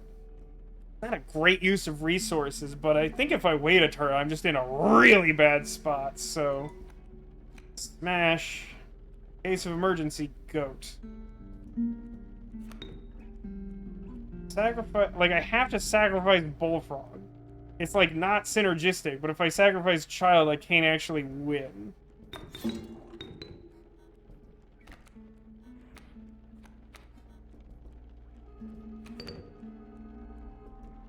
Turn Endo?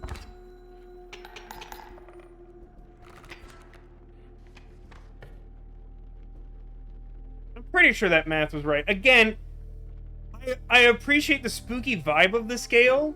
I wish I could at least zoom in on the scale and, like, look at it.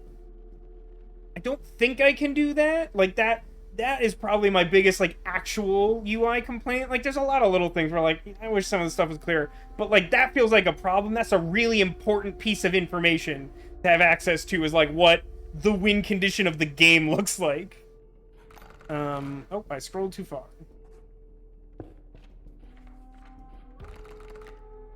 Okay. Wolf cub, that's a good one. More holes than a beehive. The inviolable beehive. When it is attacked, you will draw a bee. Alright, explain what that means, though. When it's struck, a bee is created in your hand. A bee is defined as 1 power, 1 health airborne. No cost for that, huh? That's interesting. Of course, it only has 2 health. River otter. The elusive otter submerges itself during my... Oh, wait, what? Wait. Otterborn. A card bearing the sigil submerges itself during the opponent's turn while submerged. Oh my gosh. Just like, submarines and Pirates of the Spanish Main.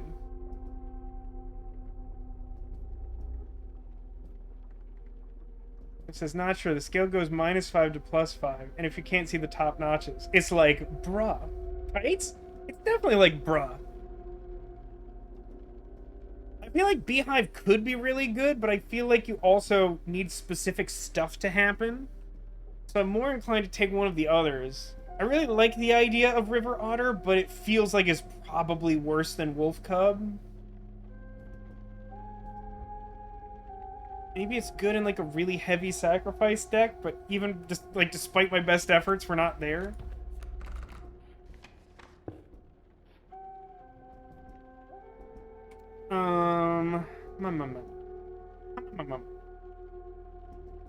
Wish the bees had Death Touch like in real life. One of the only cards that makes like essentially bee tokens in Magic the Gathering gives them Death Touch.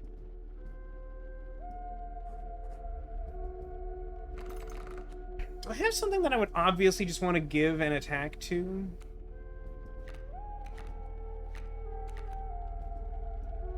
Maybe Bullfrog now?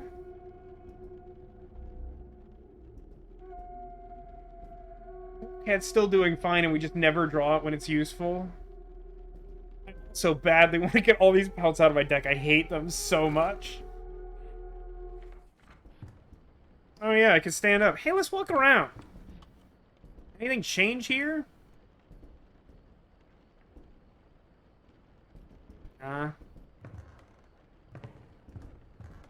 This is a weird... This is how walking works. I could give an attack to Child 13. I'm not sure if that carries over to its future evolutions. In most games, I would assume no. The way this game has worked so far, I think it would. Still won't give me that knife, huh?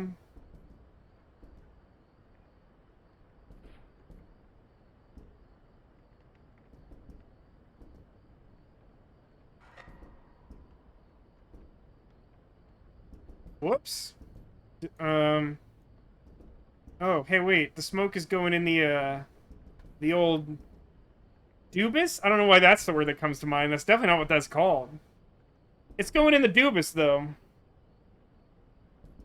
Yeah, every time you see the card Hornet's Nest, you scoff. And then when it's time to attack, you're like, huh, pass. Yeah, I could get that, but it feels like... I mean, it kind of just feels like you need a certain board state for it to be good, you know? I mean, I was kind of expecting this to just feed into the box, and it's doing that, but we're not getting anywhere. It's very close to me.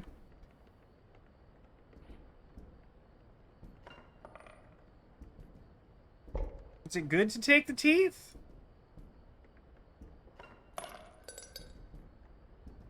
I mean, I assume the room resets when I die anyway, so might as well take the teeth. Yeah, this globe gives me, like, mad Mist vibes. Something about the sound and, like, the visual of just, like, a table with some weird ornate nonsense on it. Yeah, that feels very Mist. Do something to let the dog out.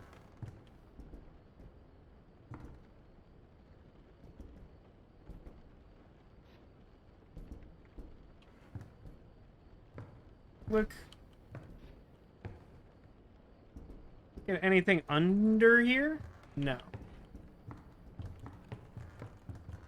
I don't know why that's funny to me. Can I look sideways at the board? Does that do anything useful?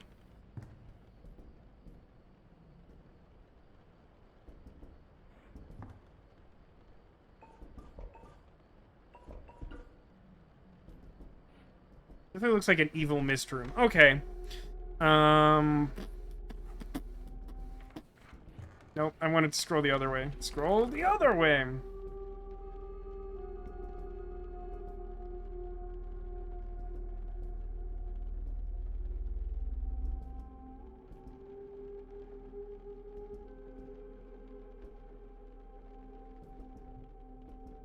Is there a sigil I would want to move? Is that something?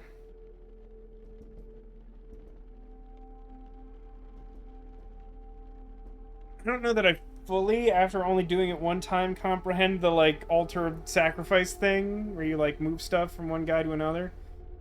I could put Wolf Cub on something, but it doesn't actually seem like that's much better on something that isn't Wolf Cub. Seems like it's kind of fine where it is. I feel like I'd rather put power on something, and I guess it might as well be Child 13 is sort of where I've settled.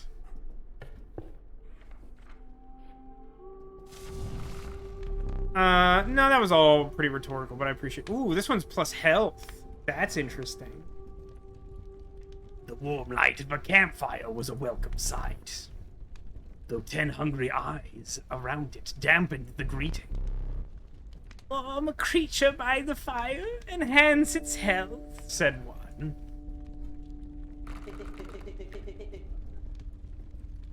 I like Stoat's like, nah, I don't want health. Nah. I feel like I definitely want health on Child 13. Or maybe Wolf Cat? Yeah, I'm pretty sure it should be one of the two. Concerned about, like, something killing Child 13 before it does cool stuff. Whatever, it seems cool. I'm gonna give it hit points. The survivors were right about the flames. They enhanced the creature's health. Spotting a few of the survivors drooling, you leave. I don't... It's just... Thematically, it's really difficult for me to understand whatever that is.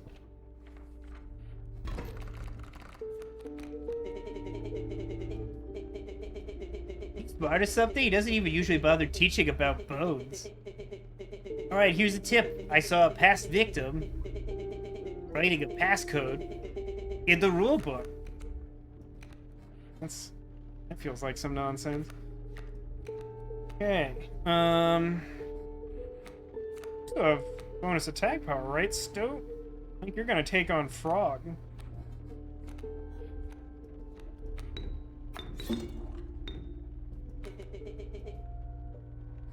Total misplay. Are you just saying that because you're gonna get hit next turn? Because you're gonna do damage now, and then you're gonna take a damage, and then you're gonna kill his guy. Seems good to me. Cat suggests the flames enhance its health, but that also means more meat for the survivors to eat. But they don't actually eat the like. I guess the reason it's confusing to me is like it feels like the whole vibe of the campfire is sort of like, come, we'll help you, but there's a creepy cost. But like there's not. Like it's like one of the only things in the game that doesn't have a cost, but like it feels like it definitely should. It's weird. It does feel like it feels like the sort of thing where like if I do it too many times in one run, something really bad happens, but like I don't know how this game works. Turn Endo.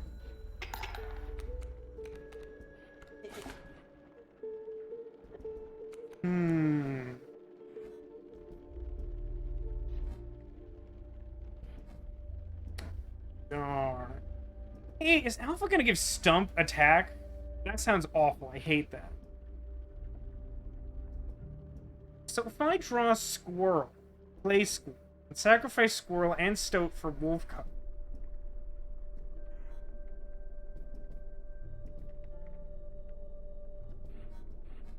No, I still don't have enough for Bat, right? Bat's 4 bones?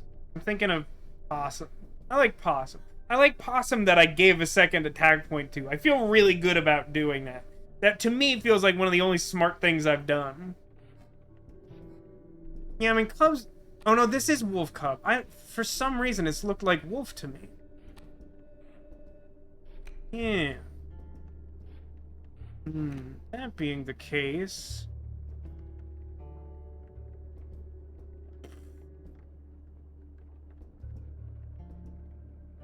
I don't know what that changes, actually.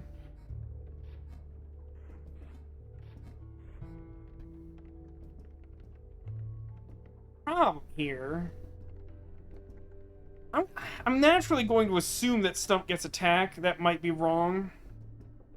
But, like, Alpha giving Stump attack is, like, really bad. And also the fact that Coyote fills Bullfrog slot. Like, this is just, like, a really bad turn for me. Almost no matter what.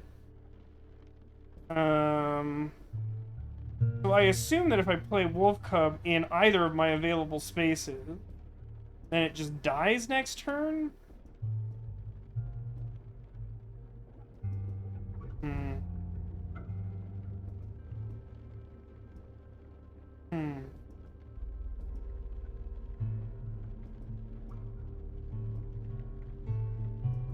I'm supposed to draw here. It's not particularly helpful.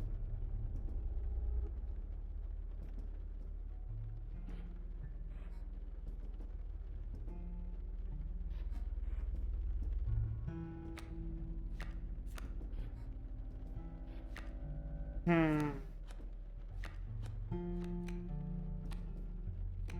feel like I need more bones. Alright, attack and a bunch of bad stuff happens to me. Yeah, Stump gets power. Okay. Okay, so now at least I can use a squirrel to summon Wolf Cub, which can take out Coyote. They're a permutation of plausible reality. The problem is I have all these stupid furs that make draws, like, really bad.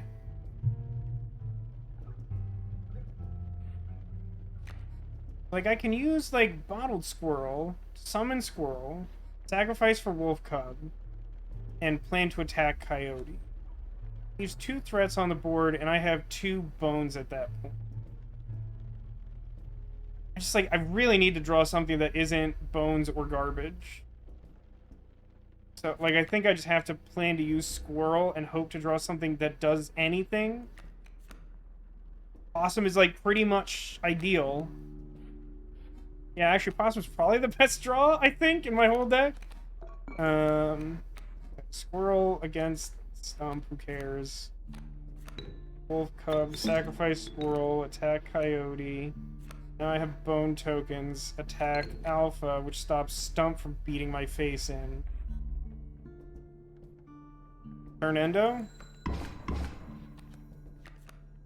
Rattler's gonna fight Stump. I get a wolf. I have 2 bone tokens. Ugh. Opening hand just had too many, like, really heavy bone cards, so my tempo is just awful. But I am gonna do 5 damage this turn. Not enough. I think we're balanced now. So that means...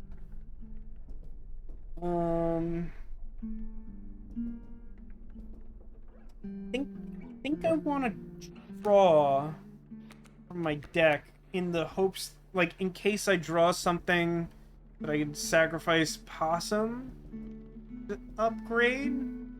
Maybe take out Rattler. I think that makes more sense. No, I drew Pelt because my deck is trash. I mean, I'm in okay shape right now.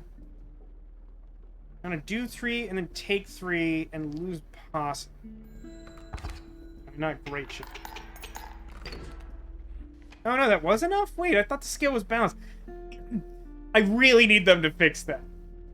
Nothing so far has really been like a game-breaking problem, but that feels like a really big issue. Like, that really changes the way I play that turn, if I just know that I have lethal on board. It requires, like, way less thinking if I know that I have lethal on board. Okay, Rattler seems way too expensive. The reviled skunk, its stench reduces the strength of the enemy. Huh? Stinky. The stinky ability.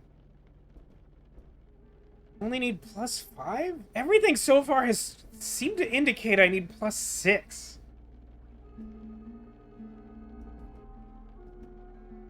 If you're opposing this card loses 1 power. That seems medium. And then River Snap.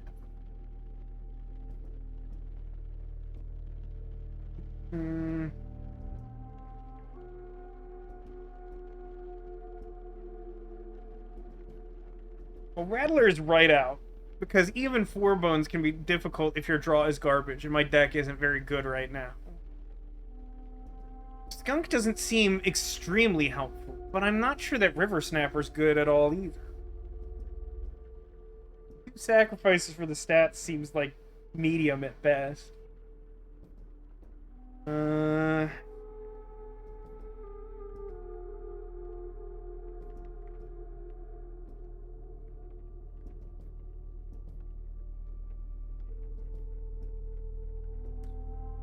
I'm leaning towards Skunk because at least when I have these awkward bone draws like that last fight, at least I can like draw Squirrel, sacrifice Squirrel to Skunk, and like maybe minimize or not take damage while building up my bone count. I think that's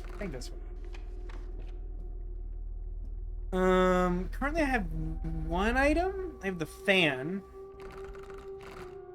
Okay, so I can... I have no idea what that thing is behind the random encounter on the right. It looks like an owl sleeping in a bed. Yeah, Skunk's pretty decent against flyers. So I could fight an elite, like a totem thing. Kind of sounds garbagey. The right path looks more appealing overall, but I'm not sure what happens when I pass this next random encounter. But we'll find out together for science. I think scissors is still my go-to favorite. I like the, another squirrel bottle here. You know what? I'm gonna take this pig this time. I've had a couple times where, like, I just have these bad bone draws, and this is a little bit of a hedge. Ooh, if that's the trader, then I definitely want to go this way. Please, save me. Alright, gotta fight. Ever look at the rulebook? There's definitely passcode scrawled in there. They were looking up the bullfrog's sigil. Okay. Alright, so we're gonna summon a bunch of birds. Is that against the rules? Okay, so flyers can't choose to attack non-flying creatures. Is my understanding. So it seems like it should be safe to summon Wolf Cub on the left, have him turn into wolf and eat the bird. I think. Don't really know what to do about those kingfishers. That feels like a gosh dang problem. It's not Wolf Cub.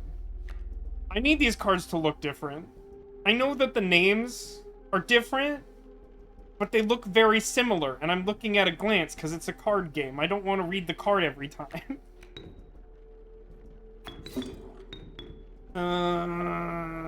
I still feel like I want this. Yeah, I don't know. Like, Kingfisher seems maybe not broken, but like very strong. There doesn't seem to be like an obvious normal way to deal with that. Yeah, Skunk would be good against Kingfisher. That is accurate. So... Well, I guess? Good grief, this is very bad.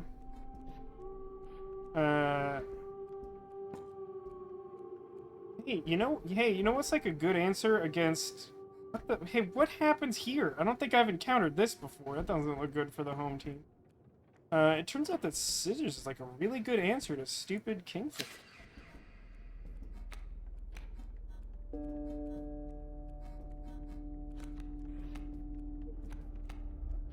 I suppose I didn't need to play that this turn.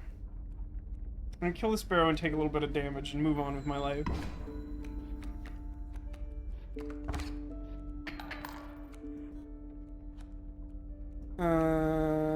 Okay.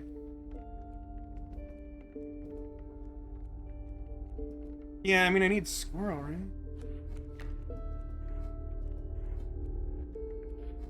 If I just die regardless, I might just be totally screwed here. So Stoat can kill Sparrow, and I can summon Wolf. Wolf will deal 3 damage to my opponent. So that means I should be able to take damage from Otter and Kingfisher without dying, so I think I'm okay.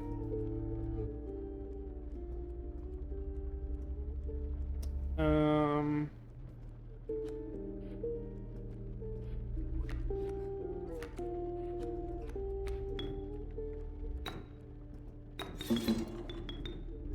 I'm pretty sure I want this to oppose the Kingfisher, because the River Otter will attack into Wolf, which I don't think I want. I'm pretty sure I'm going to lose this game. This looks really difficult.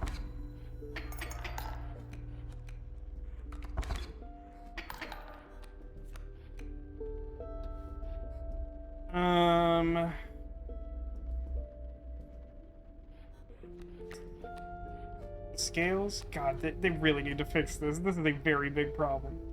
I'm slightly disadvantaged, but my tempo is, like, way better than theirs, because they're leaning really hard on these ridiculously annoying special abilities and not raw attack damage. So I think essentially if I do nothing, I win this game. So I don't know what that means I should draw. I have the fan, but the fan doesn't really do anything. It makes them fly for 1 turn, which, like, because all their things dive underwater, basically has no effect here. Because, like, I attacked them directly, which is what flying would do. I'm gonna draw a card. Obviously, it was Golden Pelt.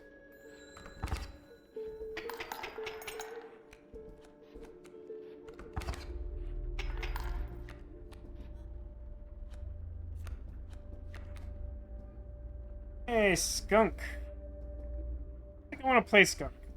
I want to play Skunk next turn. I don't have any incentive to play Skunk right now.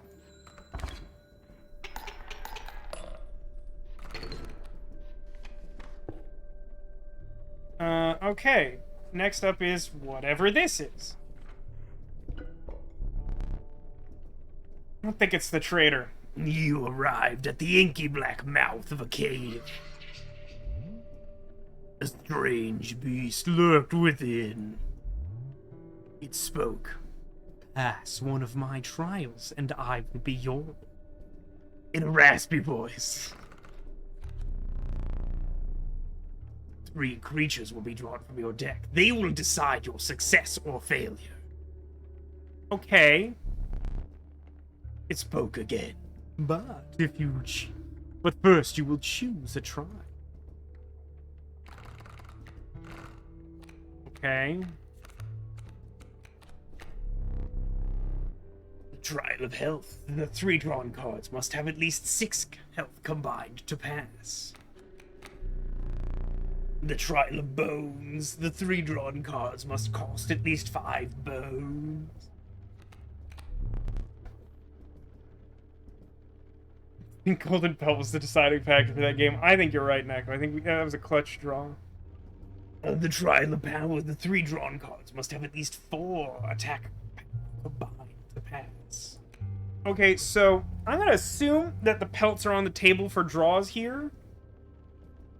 If that's true, then health is definitely the correct one, because my average health is definitely higher than my average attack. However, he did say creatures. Does the game consider all cards in my deck to be creatures? You know what? This is no longer a hypothetical question. Does the game consider all cards in my deck to be creatures?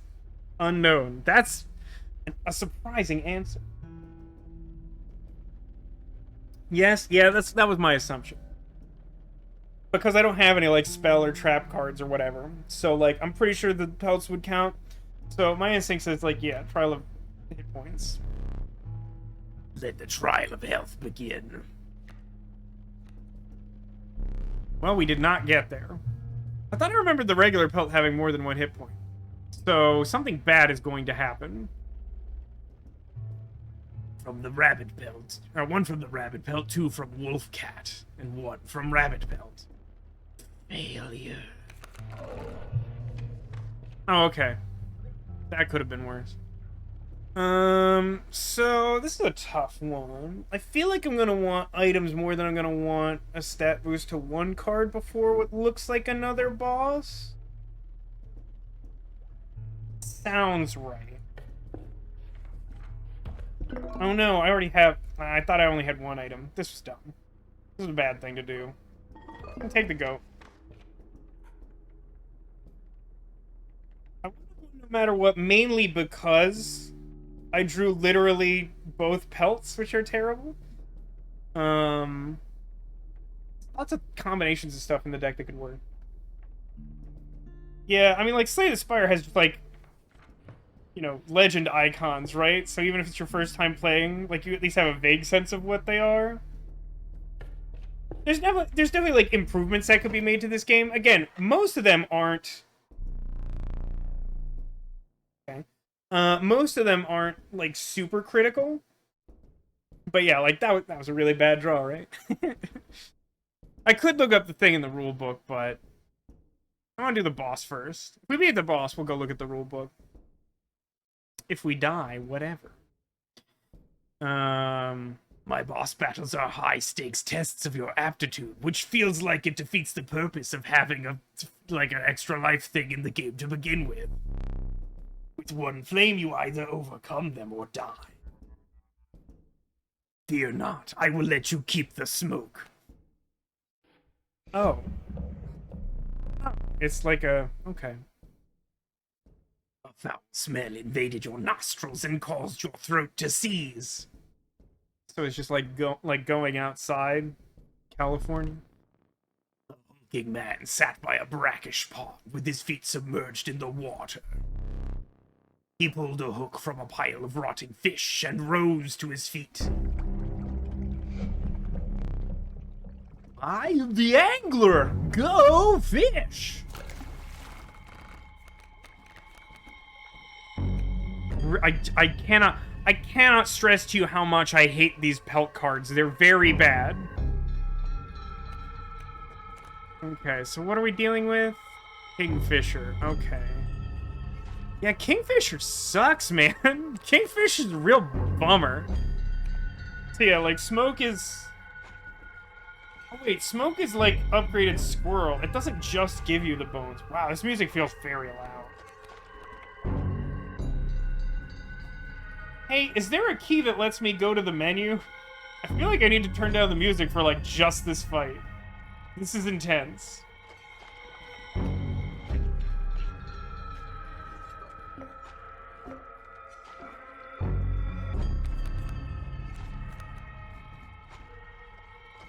Like, the problem is if I summon Bullfrog, it doesn't actually do anything because it still has Submerge. I assume there's some ability in the game that counteracts Submerge. In that it's not just, like, infinite garbage forever. Hey, here's what we're gonna do. We're gonna press escape and see if something terrible happens. Ready? Okay.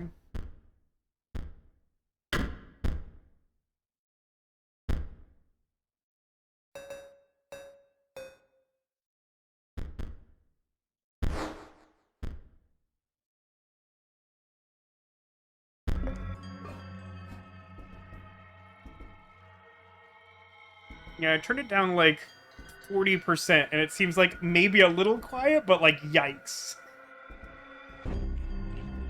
Yeah, I don't remember all of what I turned off, but I remember looking in the menu and being like, why are all of these horrible-sounding options on? The flicker and shake and whatever.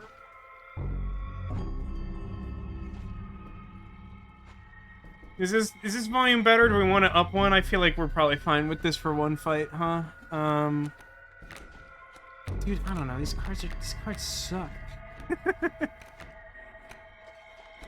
I'm just gonna summon Bullfrog. And end my turn.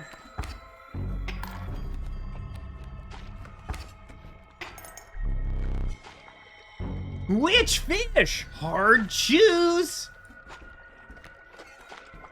Wait, why is he fishing for frog? It is so bad. Will you tell me what... No, tell me what the scary thing does. Don't tell me what the bullfrog does. Tell me why you have... Tell me why you have a hook icon.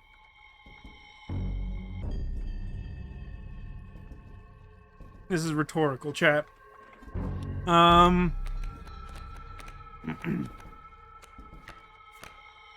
mean, woof.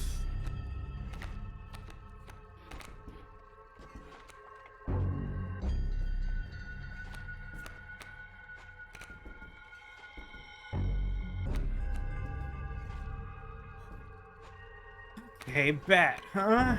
I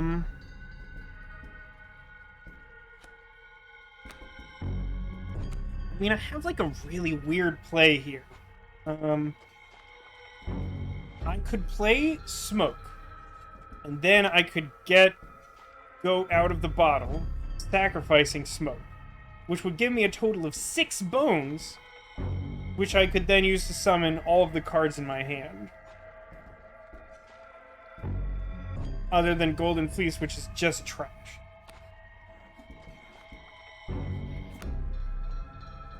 Gale is balanced.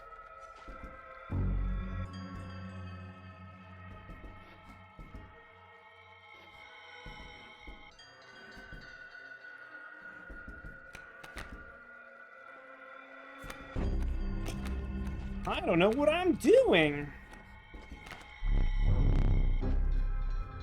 Pressure fish. Easy choose. Okay. Okay.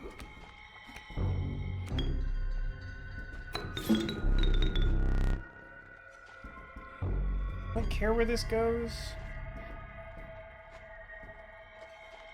I think it matters.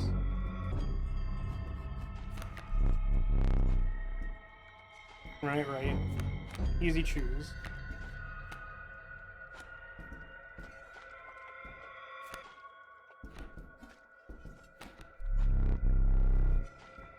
Should have played bat first.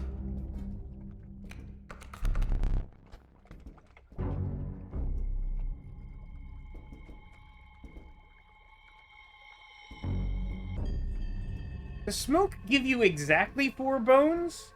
Because I feel like it should give you 5, shouldn't it?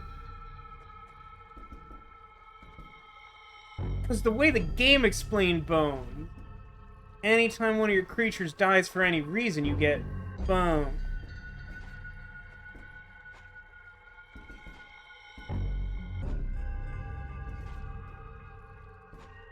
See, 4 instead of 1 means that icon is just, like, false. Isn't that just wrong? Oh well. It's at least not intuitive. So, Possum dies, right? He just... Oh. Okay. That's not how I expected that to work. Now, go fish!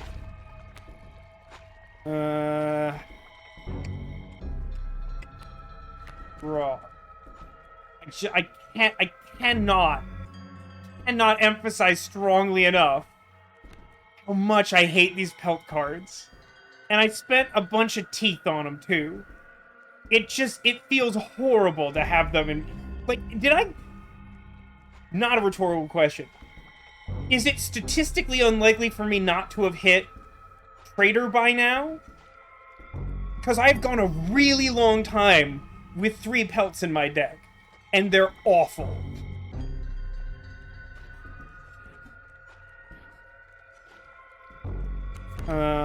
Yeah, and because the cards don't work the way they... Yeah, I mean, I'm just done. When did I pass them? I don't remember passing an icon that I didn't know what it was. Did I do that? The icon is very similar to a boss. That seems terrible.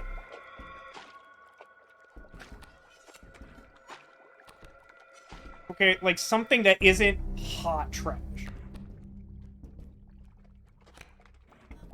Okay.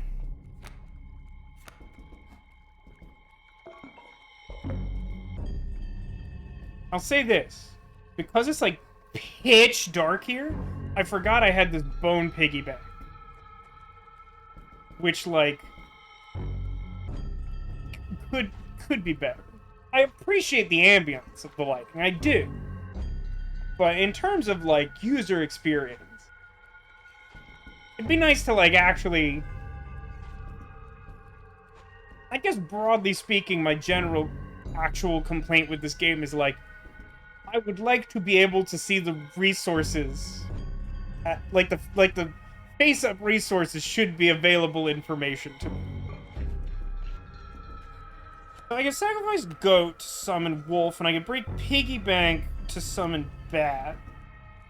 And that, like, does a bunch of damage to them. Or can do a bunch of damage to them.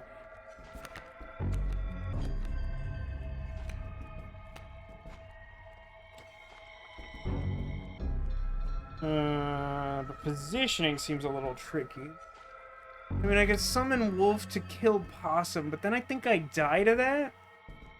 Probably die to that. So I think I have to, like, aggro them? Click the scale to zoom. I mean, I tried... I swear I've been at this angle and this wasn't this clear moment. But it looks like I'm down 2? I think I'm down 2? Yeah, it doesn't zoom, it highlights.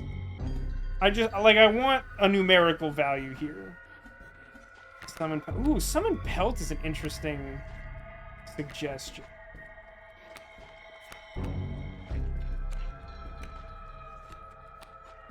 Even work? Yeah, I think that works. Let's...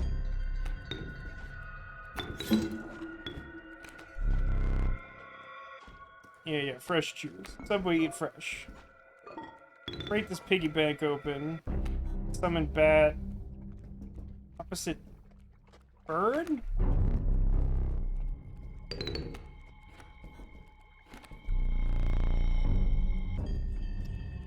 That actually worked. Because this game likes to play sleight of hand with its own rules, I wasn't actually sure that would work. It was a good suggestion, Echo.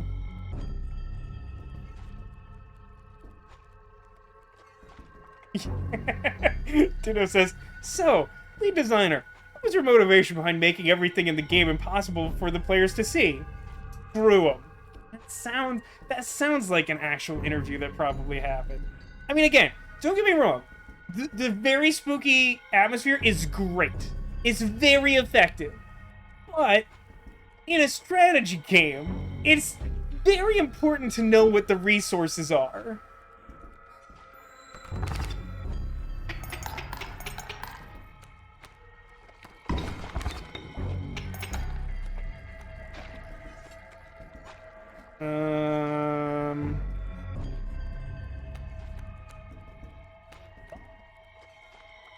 Level 13, huh? Status of the scale? In my favor. I think I'm gonna burn the fan because it's just taking up an item spot and it doesn't seem like it's been useful as often as I'd like.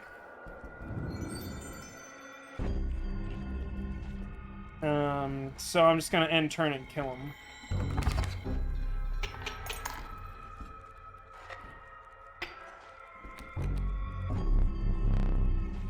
Go fish! Alright, he's gonna have a final form or whatever.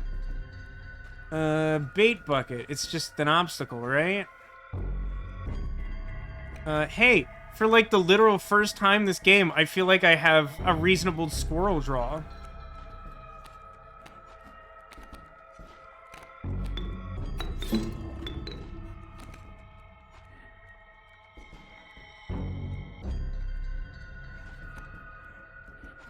I feel regret about using the fan. Might have regret about using the fan. Go fish!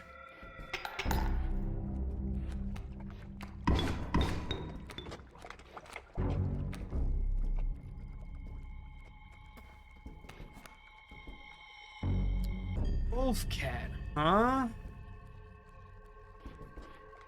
Scale stat. In my favor. So if I sacrifice Child 13 and Bat, then I get Wolf Cat and additional attack damage from Flying Dragon that stands unopposed. I think I win, right?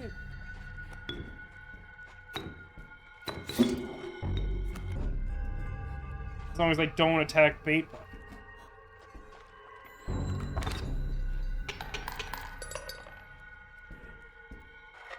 That wasn't so bad. But I can understand why you'd think I'd have regret about that fan point. Let me relight your candles. Oh, I know that one. That's Rent. I know that song. Grizzled Angler. Very well. Now, I've experienced something. After playing so much Phoenix Wright on stream, anytime I hear or see the words very well, I want to say them in the judge's voice. Very well. You may choose a rare card. Can I have Perfectly Ultimate Great Moth? Ooh, I could have another Child 13? Feel like that should be Child 14. Pack Rat or Gek. The uninspiring Gek. You can find a use for it. I mean, it doesn't have any abilities at all, but it feels like it must do something cool. But it doesn't have any abilities at all. It does look cute. That is a special ability. I don't know, man. I feel like Child 13 is, like, ridiculously good. And, like, it's the type of card that honestly only gets betters in multiples. Oh, it's free! Oh, it's free. That is true. It's like an extra squirrel you could put in your deck. Which is, like, sort of a tempo thing, but it doesn't actually help that much. I think Child 13 is still best. I think that is true.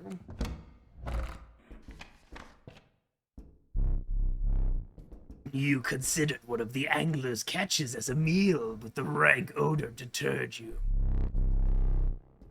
Dinner would have to wait. Gek is the sort of card where I can imagine you have, like, a really specific build where you just want that type of card in your deck. Let me see.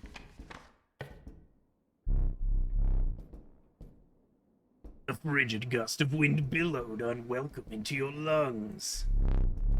The beauty of the falling snow failed to distract you from the chill in your bones. You have ascended to the snow line.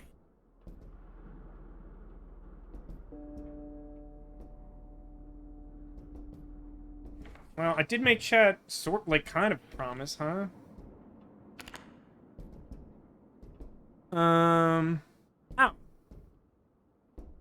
Wow, this was probably here the whole time, huh? And it was just written in ink that, like, didn't look very clear. Because darkness? 273.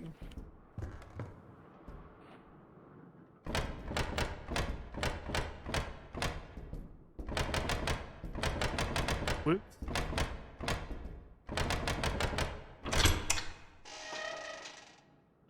You got a thing? I wasn't sure if you would ever escape that iron crypt. Is the stone around? This is very similar to the other guy's voice. Hey, chat, what voice does Bug have? You thought I said 2, 3. I think at some point I saw that and just, like, dismissed it. Edgeworth, you got it. This madness must end. So he stinks. Wait, is he a free stinker? Or is that just because he's talking? Free stinker seems pretty good.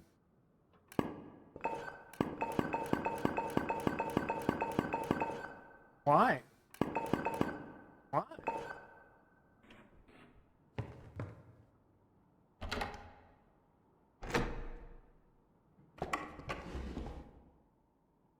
Oh dear.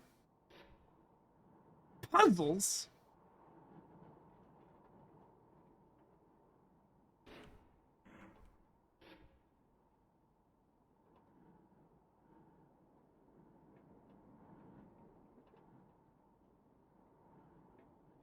I don't think I understand how I interact with the puzzle.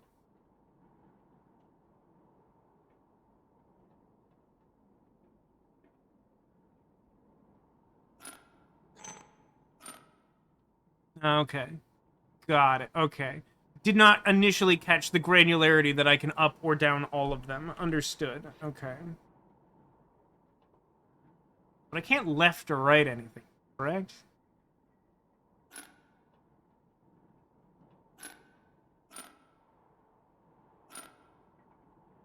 Now the second question becomes, what do I actually want to accomplish here? I mean, I get that it is a board state. I still have some questions about things.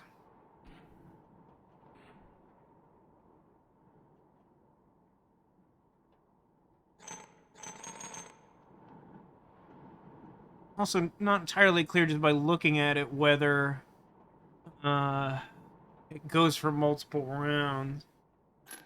I imagine I probably won't reach a literal fail state. Probably. I mean, I see that it has scales of 0, 5, but does that mean I want to have 0? That is probably what it means, huh? So, like, 2 attack there and, like, 1 attack there? Or 1 and 1?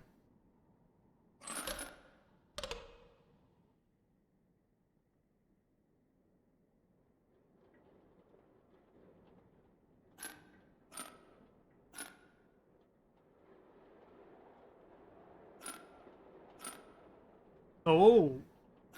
Oh, they can... Okay, they could do that. Well, that seems like cheating. If you fail the puzzle in the game, you fail the puzzle in real life. I was trying to be careful to figure out as much as I could as possible before doing it, because I wasn't sure that there was no punishment for trying. There are lots of games where, like, you're presented with a puzzle and you're like, I'm gonna try stuff. And this game feels like trying stuff could go badly.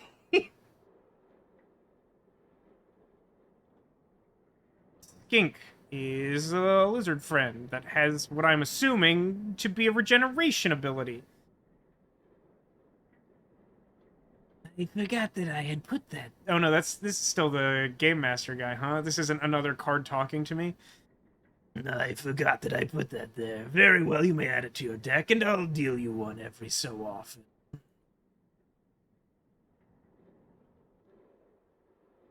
Yes. Zoom. Uh.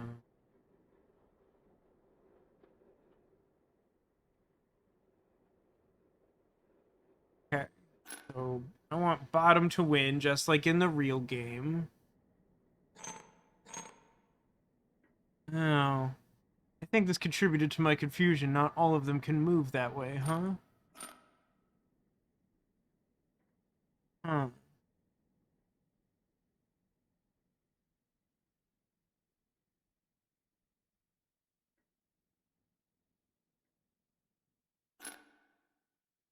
I do 1 free damage that way, or I can... Doesn't really do anything, right? Because it just blocks that. So I suppose that does more damage. And this, and then this. 1, 2, 3, 4, 5. Everybody in the car. So come on, let's ride. Ooh, what'd I miss there? What did I miss there? 1, 5. If I move them to the arrows, doesn't that represent them essentially being in his hand and not on the board?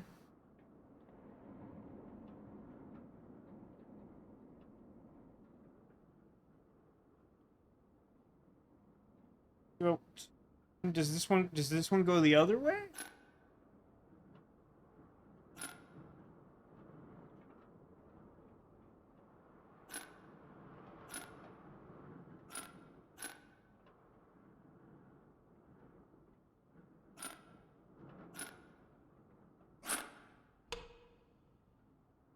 Seems like no. Seems like no.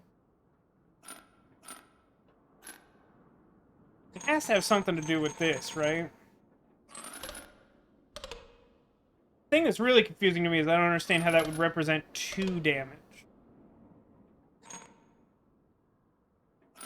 Let's try stuff. Alright, that being 1 less damage tracks. That being the same amount of damage makes absolutely no sense to me. I can't imagine why that would be true.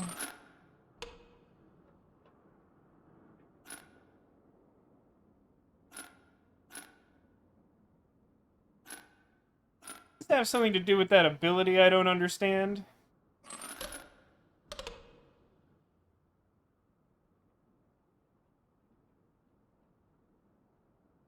I'm gonna go look up what that does in the rulebook. Do this. Oh boy, there's a lot of crap in here, huh? Wow, there's a lot of stuff in here, huh? Wow. There's a whole lot happening in here, huh? Wow, I sure wish this was accessible in an easier way than literally scrolling one at a time. That's just awful. I like that it defaults to the one that has the same combination in it.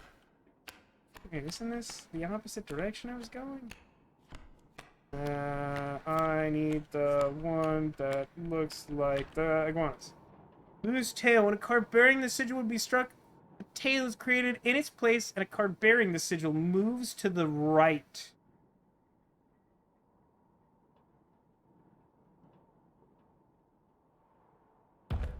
Okay.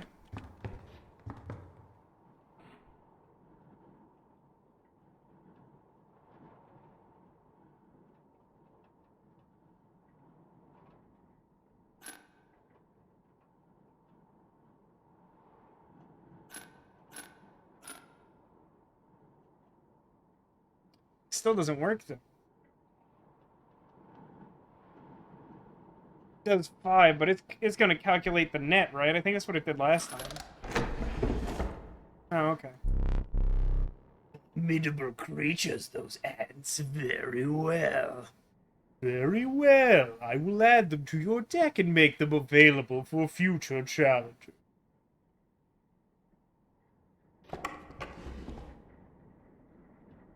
Oh man, you know what's a super gross Yu-Gi-Oh monster? Is it just called Ant Queen? Now I'm second guessing myself because there's a magic card called Ant Queen. But there's a really horrible Ant Queen monster in Yu-Gi-Oh. You want ants? This is how you get ants. This is how you get ants, huh? Okay. Not gonna lie, I kind of like the puzzle thing. But I think I need to go look up how ants work. Actually, wait, are there other things I need to look up for this as well? Reach, tail, ants, flying ants. Okay. Nope, other way. Ants spawn. Bearing the sigil is played, an ant is created in your hand. That doesn't feel relevant. Is there another one? I feel like there might have been another bug-shaped one of them.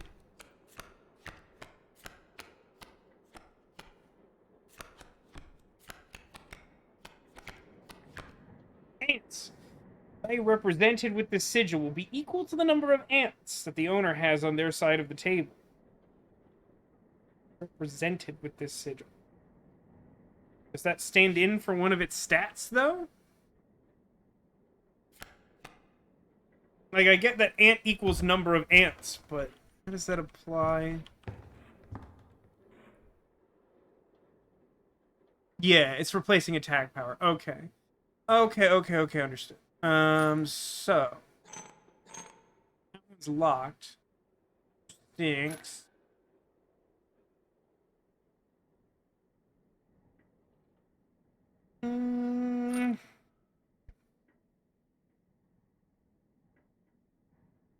There's relatively few possibilities in these. Seems like you could brute force them pretty easily. You think it's always powered? That would make sense. It just wasn't clear just by the description. So that isn't good.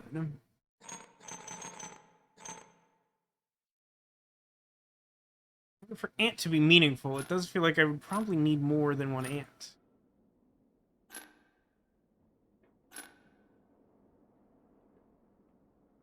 Hang on, I think I need to clarify something that I did not think would matter. Are ants slivers? Okay, Google, are ants slivers? And if anyone in chat knows what that means, gold star. Owner has on their side of the field. The answer is no. Ants are not slivers. For reference, in the game of Magic the Gathering, there's a weird creature type called slivers. They're weird things. They all have abilities that grant abilities to slivers.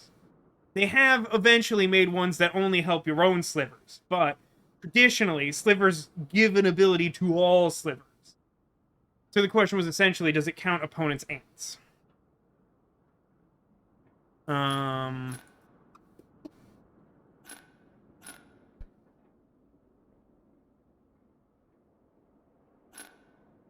This would be like 1, 2, 3, 5. 1, 2, 3, 5. Missing something stupid here? Yes, I am, because if I do this, calculates the attacks, like, sequentially, right? So it generates a faux lizard tail to block my own lizard? Is that right? Yeah, okay, that is correct.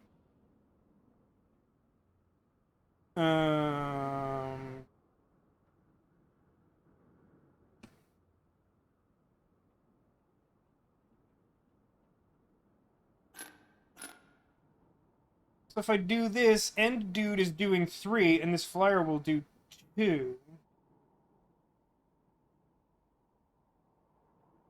But then,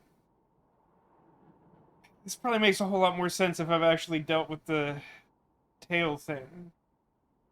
But I assume that, like, killing this generates a token over here? Or does that override?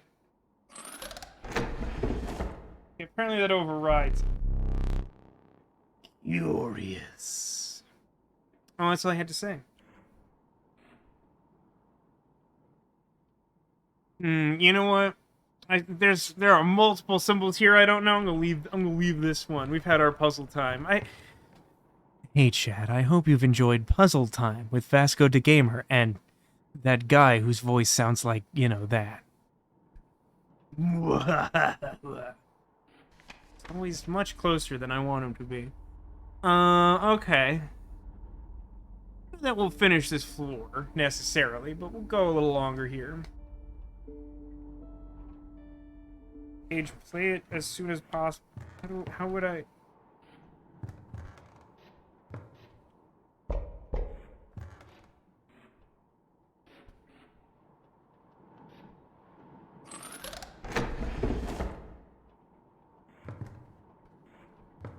Oh, like in a round. Okay. I thought you meant like I had to do something right now in the overworld or something bad would happen. I mean, is it even in my deck? It's not entirely clear. At least some of those cards you seem to imply would be like shuffled into future decks. So this is the beast thing, right?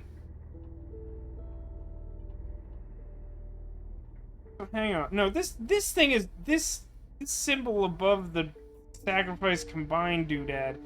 This is definitely like an elite totem fight, right? It looks exactly like it has like bird face on Angry Horn's skull head. It's the only way I know how to communicate these symbols. I assume rulebook has freighter symbol in it.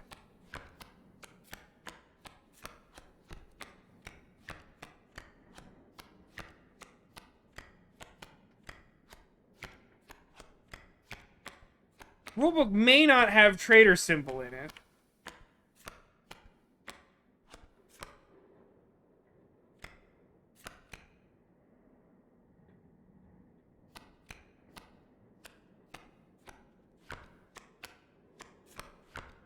Alright, this game needs a legend, and it needs to numerify its scale. I don't know what this is. Really don't particularly want to do a totem fight. I can change my mind later. I would like to try and win one of these monster things.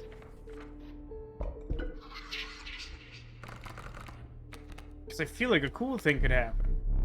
Okay, trial of health. Got it. Trial of bones. Okay. Trial of power. Alright, I can look at my deck. That's cool. Wow, Caged Wolf by itself wins the health trial, huh? Odds aren't great. But... no, everything is added to my deck, huh? So I've got a 6 and a 3, and I got 3 from the Golden Pelt. I do still have like a bunch of 1s. But I think overall my chances are best with health.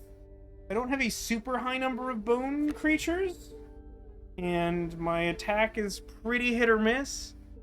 Same is kind of true for health, but I think health is slightly more reliable. Let the trial of health begin. Okay, 2, 3, 2!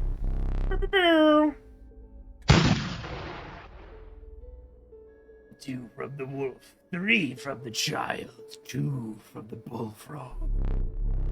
You have passed the trial. Adder is a glowing swimmer.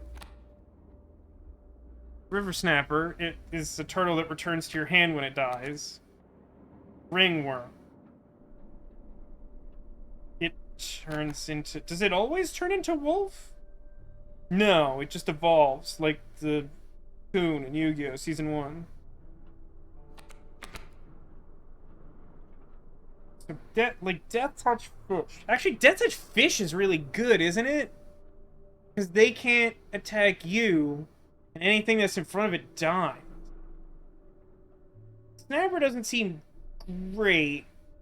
Like, that ability's fine, but because the Snapper itself is kind of mediocre, it doesn't seem that important.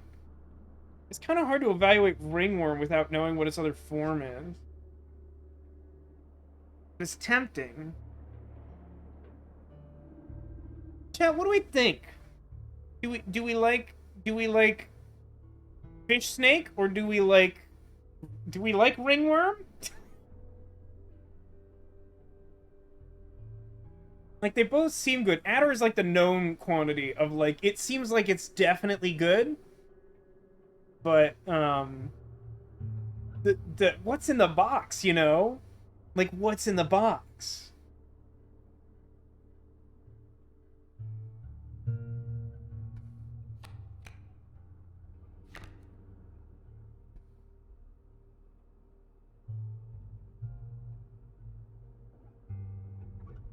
I think the consensus of most of chat is like, yes, they are both good. You know what? I'm gonna take the one I know is good because my deck does, and here's this is true, and you might not have noticed this. My deck does contain a bunch of garbage cards. So maybe take the one I know is good. I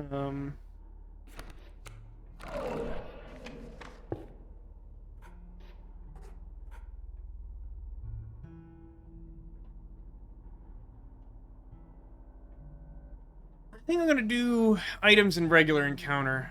I'm pretty sure this is totem, and I just don't like this. Unlike Slay the Spire, I don't think this game really gives you great. What did it give me for winning? Like the one totem fight I've actually won. Did it give me any immediate reward? Teeth or something? I'm just gonna go the other way. I have like no items right now. The thought, what if you fed the ringworm to the survivors around the campfire? They would read a bunch of ominous text and nothing bad would happen to me. I'm sorry, what is happening? That pitiful opossum.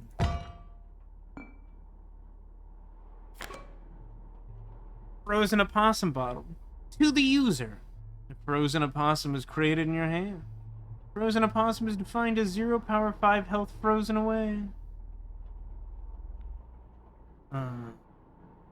Suppose that's probably something roughly resembling thing in the ice.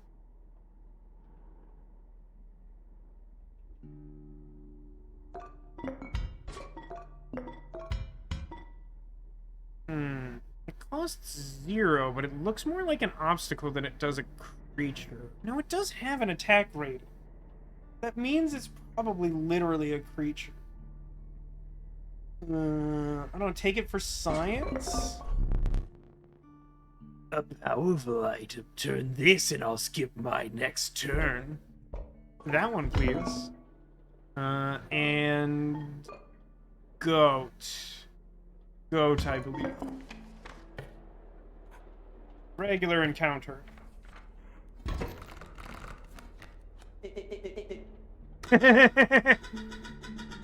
Our friend freed me. Well, I basically told them how to do it. You got a plan? We have another friend here. You've got to be... I wouldn't call him a friend, but I suppose we are in deep this time.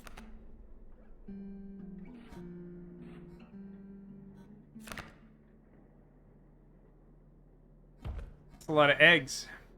Porcupine has sharp quills. Once a card bearing this sigil is struck, the striker is then dealt a single damage point.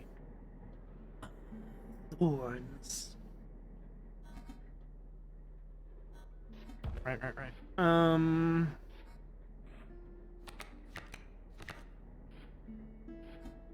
mean, egg has no attack power.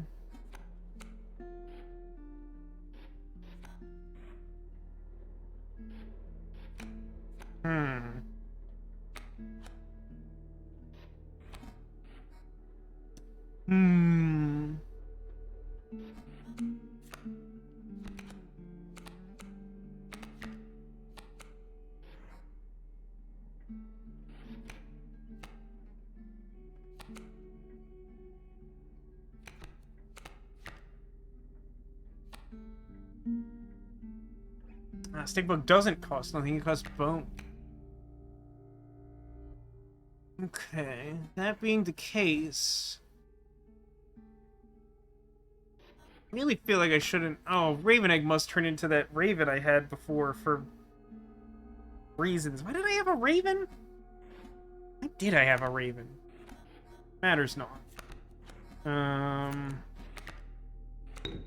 Stoke in attack mode.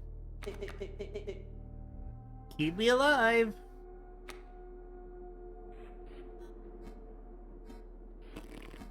Ding.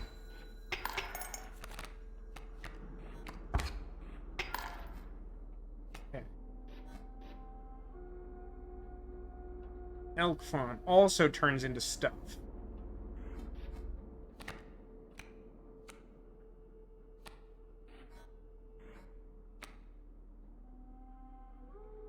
Draw a card.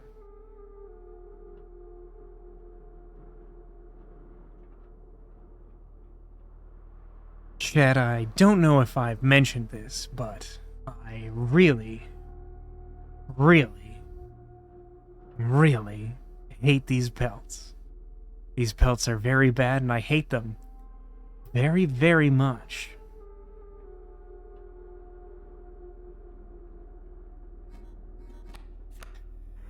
I mean...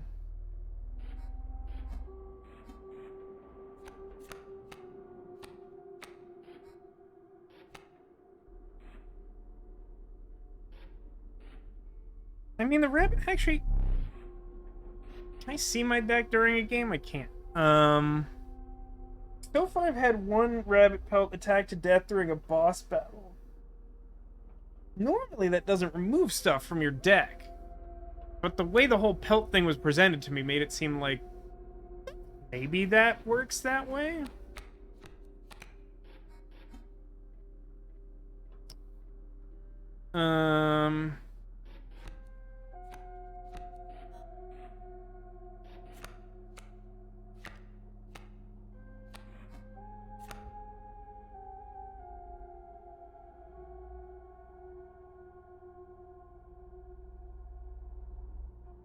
No justice for pelts. What does justice for pelts look like? Did I actually get to trade my pelts?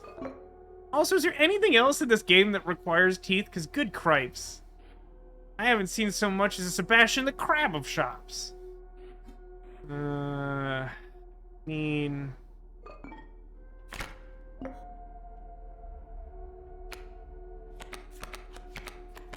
Find me the ice cube symbol so I know what is going on. Card bearing the sigil perishes. The creature inside is released in its place. Alright, that sounds like a thing I want to use. So... Possum in front of... Porcupine. Yeah, I want Possum in front of Porcupine.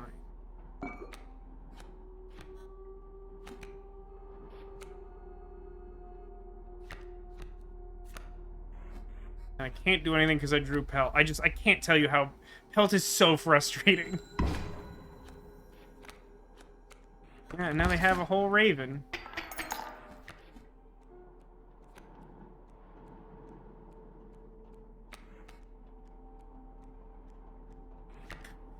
Bullfrog, huh?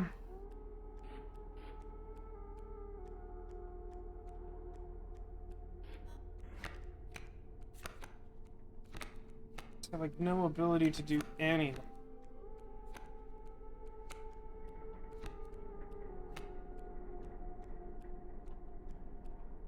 Pretty sure I have to use the time turner now. Else be sacrificed? I really doubt it. I think I tried that, but I'm not sure I tried it. But it has the same woobly outline as, like, Frozen Possum, which is, you know, like, obstacle wall, whatever. And I'm pretty sure I can't do that either, right? Yeah, I cannot.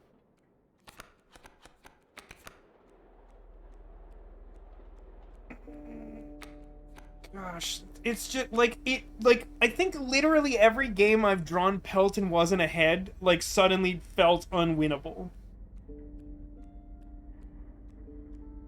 Like, it's so damaging to draw Pelt at, like, any given time. It's really frustrating.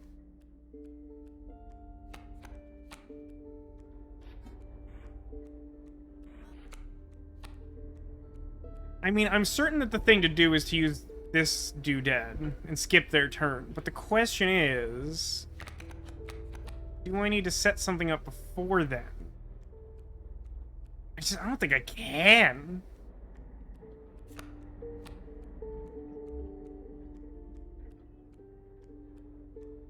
Yeah, I think I just do it.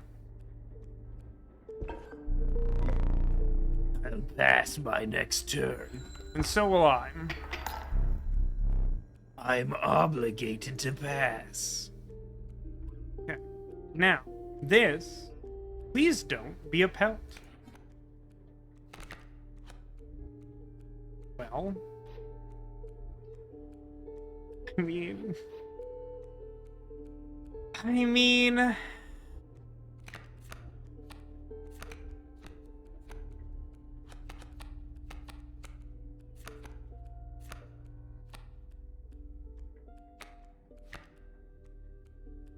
think I have to use Bottled Goat. Sacrifice Stoat, which seems absolutely terrible. Summon Caged Wolf?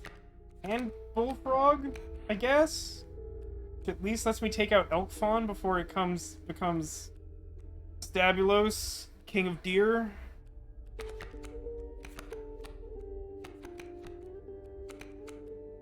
And it starts giving me bones, I guess, because I do a really awkward series of whatever.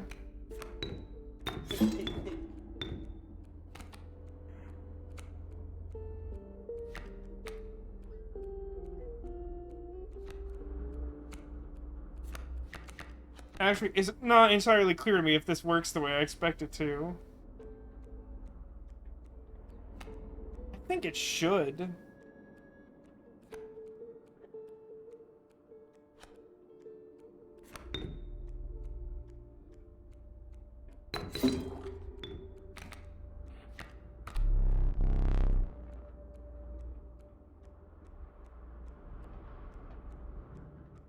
Okay, so that's also not clear at all.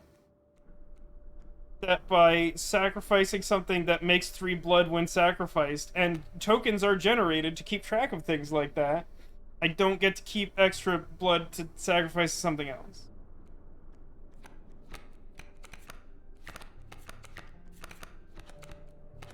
That's very annoying.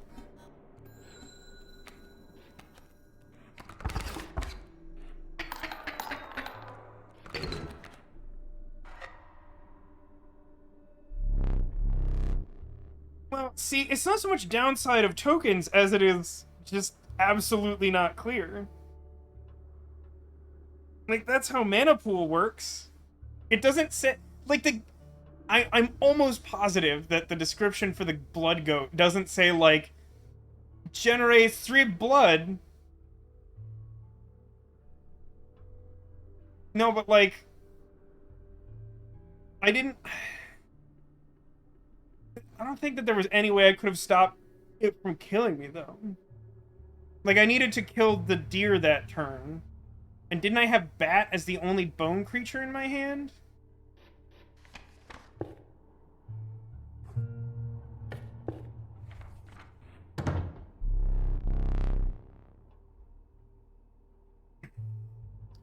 You encounter a small outpost in the woods tended by a mysterious woman. It was the trader the old trapper had mentioned. Her appearance was unsettling, but you were mollified by her offering. Do you mind if I examine those pelts of yours? Let's start with your hair pelts. Here's what I can offer. Oh, crap. I can trade you any of these. Take your time. Just to be clear, I get 1 card for the combination of rabbit pelts? What even is hefty? At the end of owner's turn, a card bearing the sigil will move in the direction inscribed by the sigil and push stuff out of the way. Magpie? Strike an opponent. No, don't tell me how flying works. Tell me the weird thing that Magpie does. Hello? Order. When a card bearing the sigil is played, you may search your deck for any card until... I'm sorry, what? Demonic Tutor on a bird?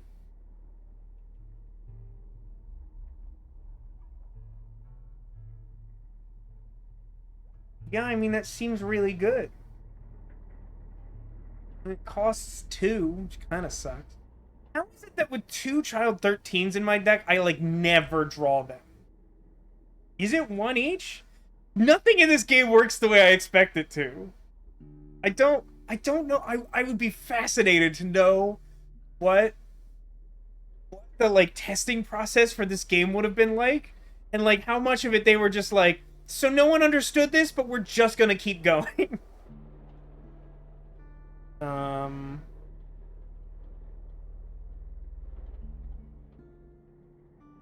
Yeah, like, there's... I mean, like, most of the user interface problems aren't, like, massive problems, but there are enough small ones that I'm constantly like, wait, why is that happening? Why is it that when it says that it, like, makes 4 bone tokens on death, that it, like, doesn't make the normal bone token that it makes? So, I mean, I want Magpie. I think I want Elkhorn? Kingfisher's cool. I don't know that my deck is set up especially well to make use of it. I have Cockroach and it's whatever. Great White's kind of cool. I don't know. Like, I feel like I'm constantly struggling just to summon, like, normal stuff. I'm not super into these, like, 3 blood things, or, heaven forbid, the 5 bone alpha. I'm just gonna take Fawn. Is that... No, it's the lady. Is that a golden pelt? Magnificent. Geck. Oh, what is Amalgam? It's just a 3/3? Ooh, Strange Larva. It could become perfectly Ultimate Great Moth. That feels really ambitious, but I want to see the perfectly Ultimate Great Moth.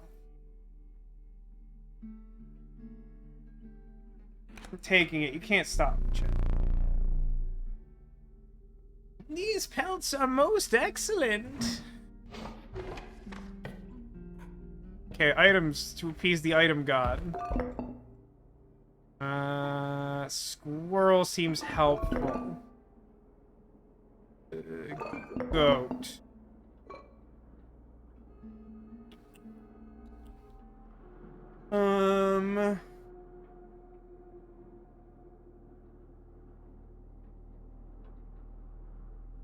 Yeah, I mean, I've seen, like... I mean, Amalgam apparently does work like it does in Hearthstone, which is what I would assume since it has no abilities, although that seems like an ability you might list on the card! But I also, to my knowledge, have seen very few things that actually use that, so I have no qualms about taking Perfectly Ultimate Bug Larva instead. Frozen Opossum wasn't great. It wasn't bad. I think I'd rather just have Squirrel. I think this battle will be the last one. No, see, this game doesn't even assume perfect Magic the Gathering and Yu-Gi-Oh! Knowledge, because if it did, like, flying would make more sense. Flying is super weird in this game. I feel like I need a flowchart to understand the board state every time a single 1/1 bird is on the field. Alright, Adder's cool. And I have Ant Queen, which... do something? Oh, it's also an ant spawner. It just makes one ant, which doesn't seem that exciting. I have Squirrel and can summon additional Squirrel. Man, that's super lame, that it summons a Raven over this, like... oh no, at least this thing has reach, I guess.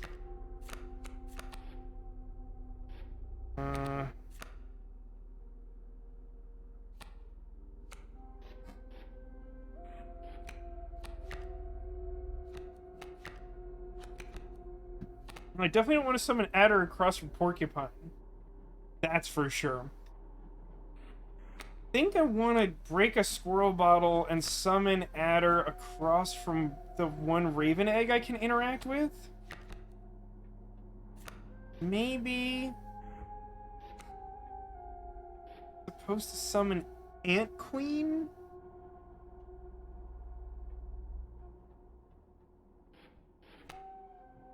Doesn't seem right. I mean, I could do nothing. Is an option. And then it would take 1 damage. And then I would have a turn to react to Raven's Egg. And I could draw a Squirrel.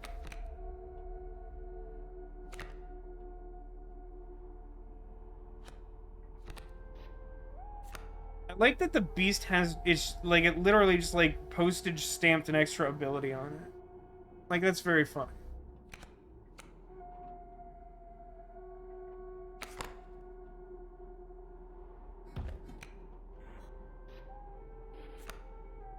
Kind of feels like the winning move is not to play.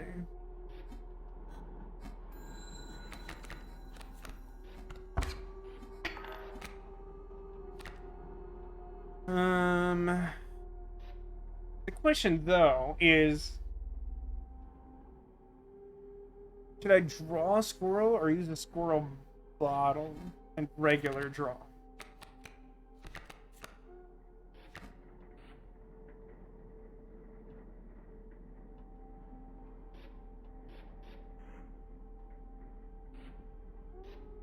Raven's Egg behind Raven's Egg? That's where the Adder is supposed to go. If that's the case, then the thing I want to summon this turn is... Ant Queen? Okay, I'm not... there's like a whole lot of weird stuff in my hand that I've never drawn before. So I think we're gonna probably make a mistake and die, but... Squirrel... Squirrel... Ant Queen.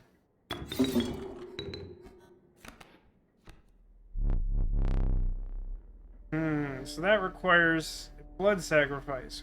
Not clear to me. So what we will do is... Squirrel in a bottle. Squirrel.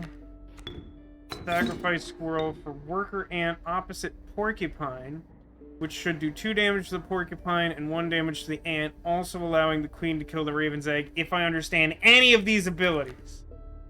Okay.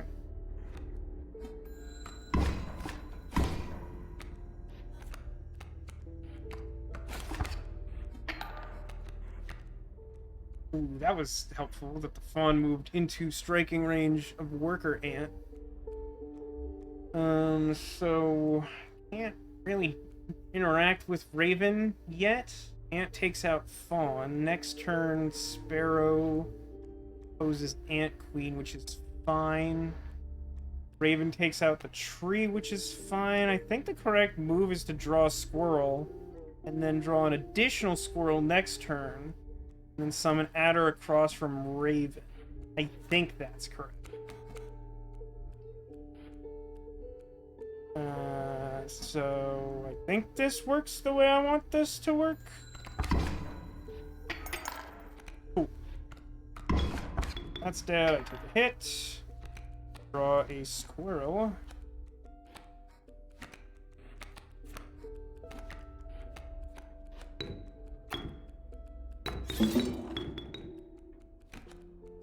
So this should attack the flyer, even though that's not how flying works. And then it will go underwater, and then the egg will come out, and then it'll kill that too. Meanwhile, the sparrow pecks at me, but I have... Oh no, I'll attack that too, because flying doesn't work that way, and so this game treats it that way. Harm.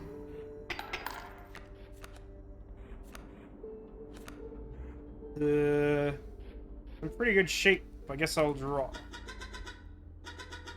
So strange. Why can't I remember his name? I believe I lost some of my memory in the flash.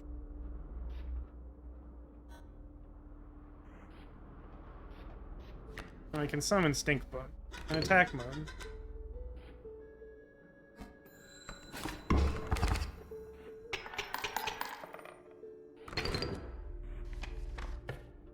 Jeez!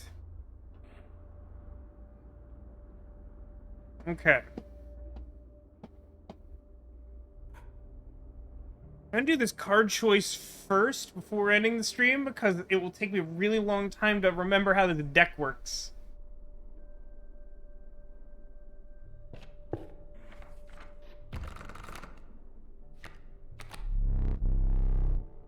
The covetous magpie can fetch any card in your deck. The mighty elk, it moves after attacking. The conniving raven, a blight upon the skies.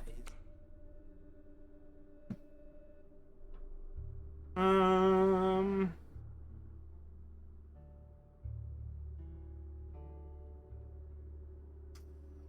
little tough. I mean, these all have a 2 blood cost, which doesn't sound super appealing to me. I guess with that in mind, I would probably rather have the magpie to draw something. Hey, you know what? Magpie is the kind of card that makes me wish I had the gecko thing. I guess it's just called Gek.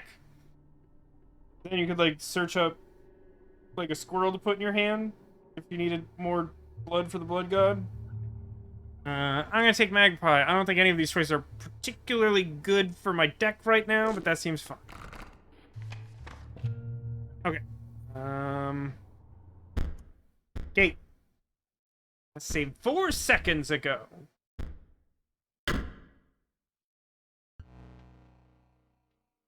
Okay. Alt-tab out. That's the kind of game this is. Hello, welcome to everybody who's still around. How are you doing? Yeah, unlike chain tutor cards in Yu-Gi-Oh!, Magpieing Magpie doesn't seem especially efficient. You can do it, in theory, but it's not great. It's what some people sometimes refer to as a nombo, or non-combo. This is fun. I like this game. It is definitely intermittently frustrating. I won't lie about that. But I do really like the atmosphere. I like this. I like the system overall. Like the UX definitely has some flaws, and some of them are not great. And while the game endeavors to streamline its myriad special abilities to the point that you can represent them with a simple icon and move on with your life, there are quite a lot of them. And accessing what they mean isn't always super convenient.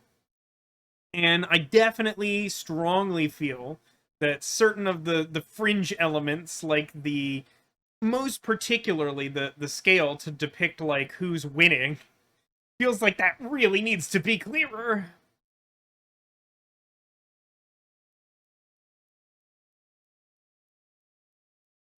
It says, according to TV tropes, people apparently really enjoy the actual card game to the point of skipping the plot.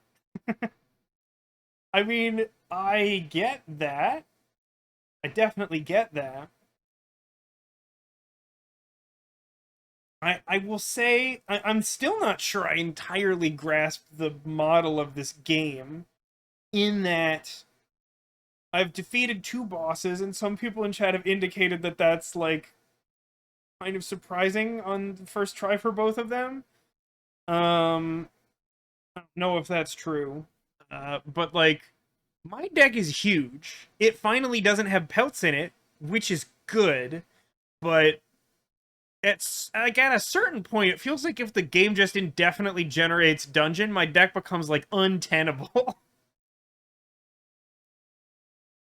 Yeah, I mean, I definitely like this game enough to continue playing it on stream for sure if people are interested in it, and it definitely seems like there's some portion of chat interested in that. So I mean, I think the plan is to at least do it. We're gonna play it next Friday. Really meant at some point to ask people in chat opinions about when to do next Sunday's stream, but I think that might end up having to be a Discord thing. And unfortunately, straw poll still doesn't work, so I might have to get creative. Unfortunately, green is not a creative color. If you don't know what that means, look up Don't Hug Me, I'm Scared. Episode 1. And then you'll be mad at me, like my coworker from my old job. But yeah, I'm glad people are liking it. I know it's certainly the type of game that's not for everyone. And I don't think I'm helping by constantly making weird oblique card game references, which unfortunately is like one of my top 3 favorite things to do. And so while playing this game, I will almost certainly continue to do that. And that's cool. Wait, Discord polls do exist, huh? I have to figure out what the restrictions on those are. It's not scarier than Salad Fingers, Neko. Wow, that is a strong anti-puppet stance. Very strong. Honestly, that is... I was considering something along those lines. Anyway, I'll maybe work that out sometime soon. Yeah, I mean, ideally, I would like to not overlap my sister's Sunday stream. It's obviously not like I'm going to start streaming, like counter streaming her on a weekly basis, but Halloween happens to be on a Sunday, and she typically streams on Sundays. Now, I guess I don't know for sure that she will be streaming next week because she has a lot going on in her life. But we'll work that out. And we're dealing with a lot of different time zones, and unfortunately, we probably can't get like everyone involved. But, you know, I've mostly got things set up so that I'm posting streams to YouTube, and people seem to have figured out the whole accessing VOD situation. So I have faith in people. But there was some end to that sentence that flew away while I was saying it. Yeah, let's cut to the chase. We completed this installment of stream. I hope you enjoyed it. We have one final unfinished order of business, of course, and that is to locate the secret Squirtle. Somewhere on the couch behind me, I've hidden a Squirtle. If you can see a Squirtle, such as this one, it's not a secret. Beyond that, Squirtle might be up to all manner of cheeky things. So I'm going to enjoy some of this. I've really drank most of this, huh? I guess I was doing some rough voice acting. Honestly, that like a lot of people seem concerned I was straining myself, and you know, just doing a voice at all kind of does that after a while. There were some much more normal sounding voices I was doing during Phoenix Wright that were more of a strain than that. That's so interesting to me. Lately, it seems like a lot of people will guess the same place, but I don't particularly know why.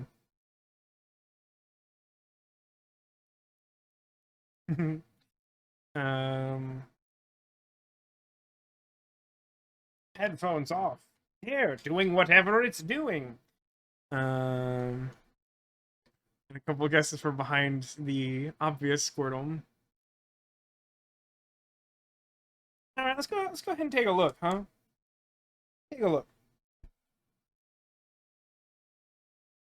Boy, it's difficult. Where shall we begin, huh? You know what? Let's make things difficult for myself right away. I can see multiple guesses early on. Poking out behind this concerned loaf here. You know what? A whole lot going on back there. We kind of just got a giant Eevee. Now, else did guess that maybe it was hiding under banana. That's favorite banana. Down there, you probably saw Eve. She was trying to conceal Baby Yoda. Had a couple of guesses that there might be a Squirtle behind this Squirtle.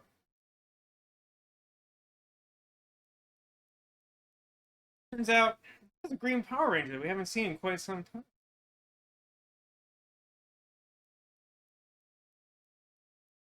And Neko guessed that behind this Fushi narwhal that was hiding behind other characters on the couch, there might be hiding a squirrel. Turns out that where Ceratops the Triceratops was hiding.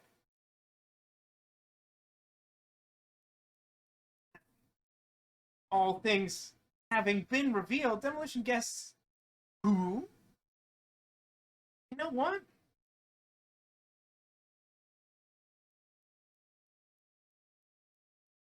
There you go. That's where the Squirtle was hiding.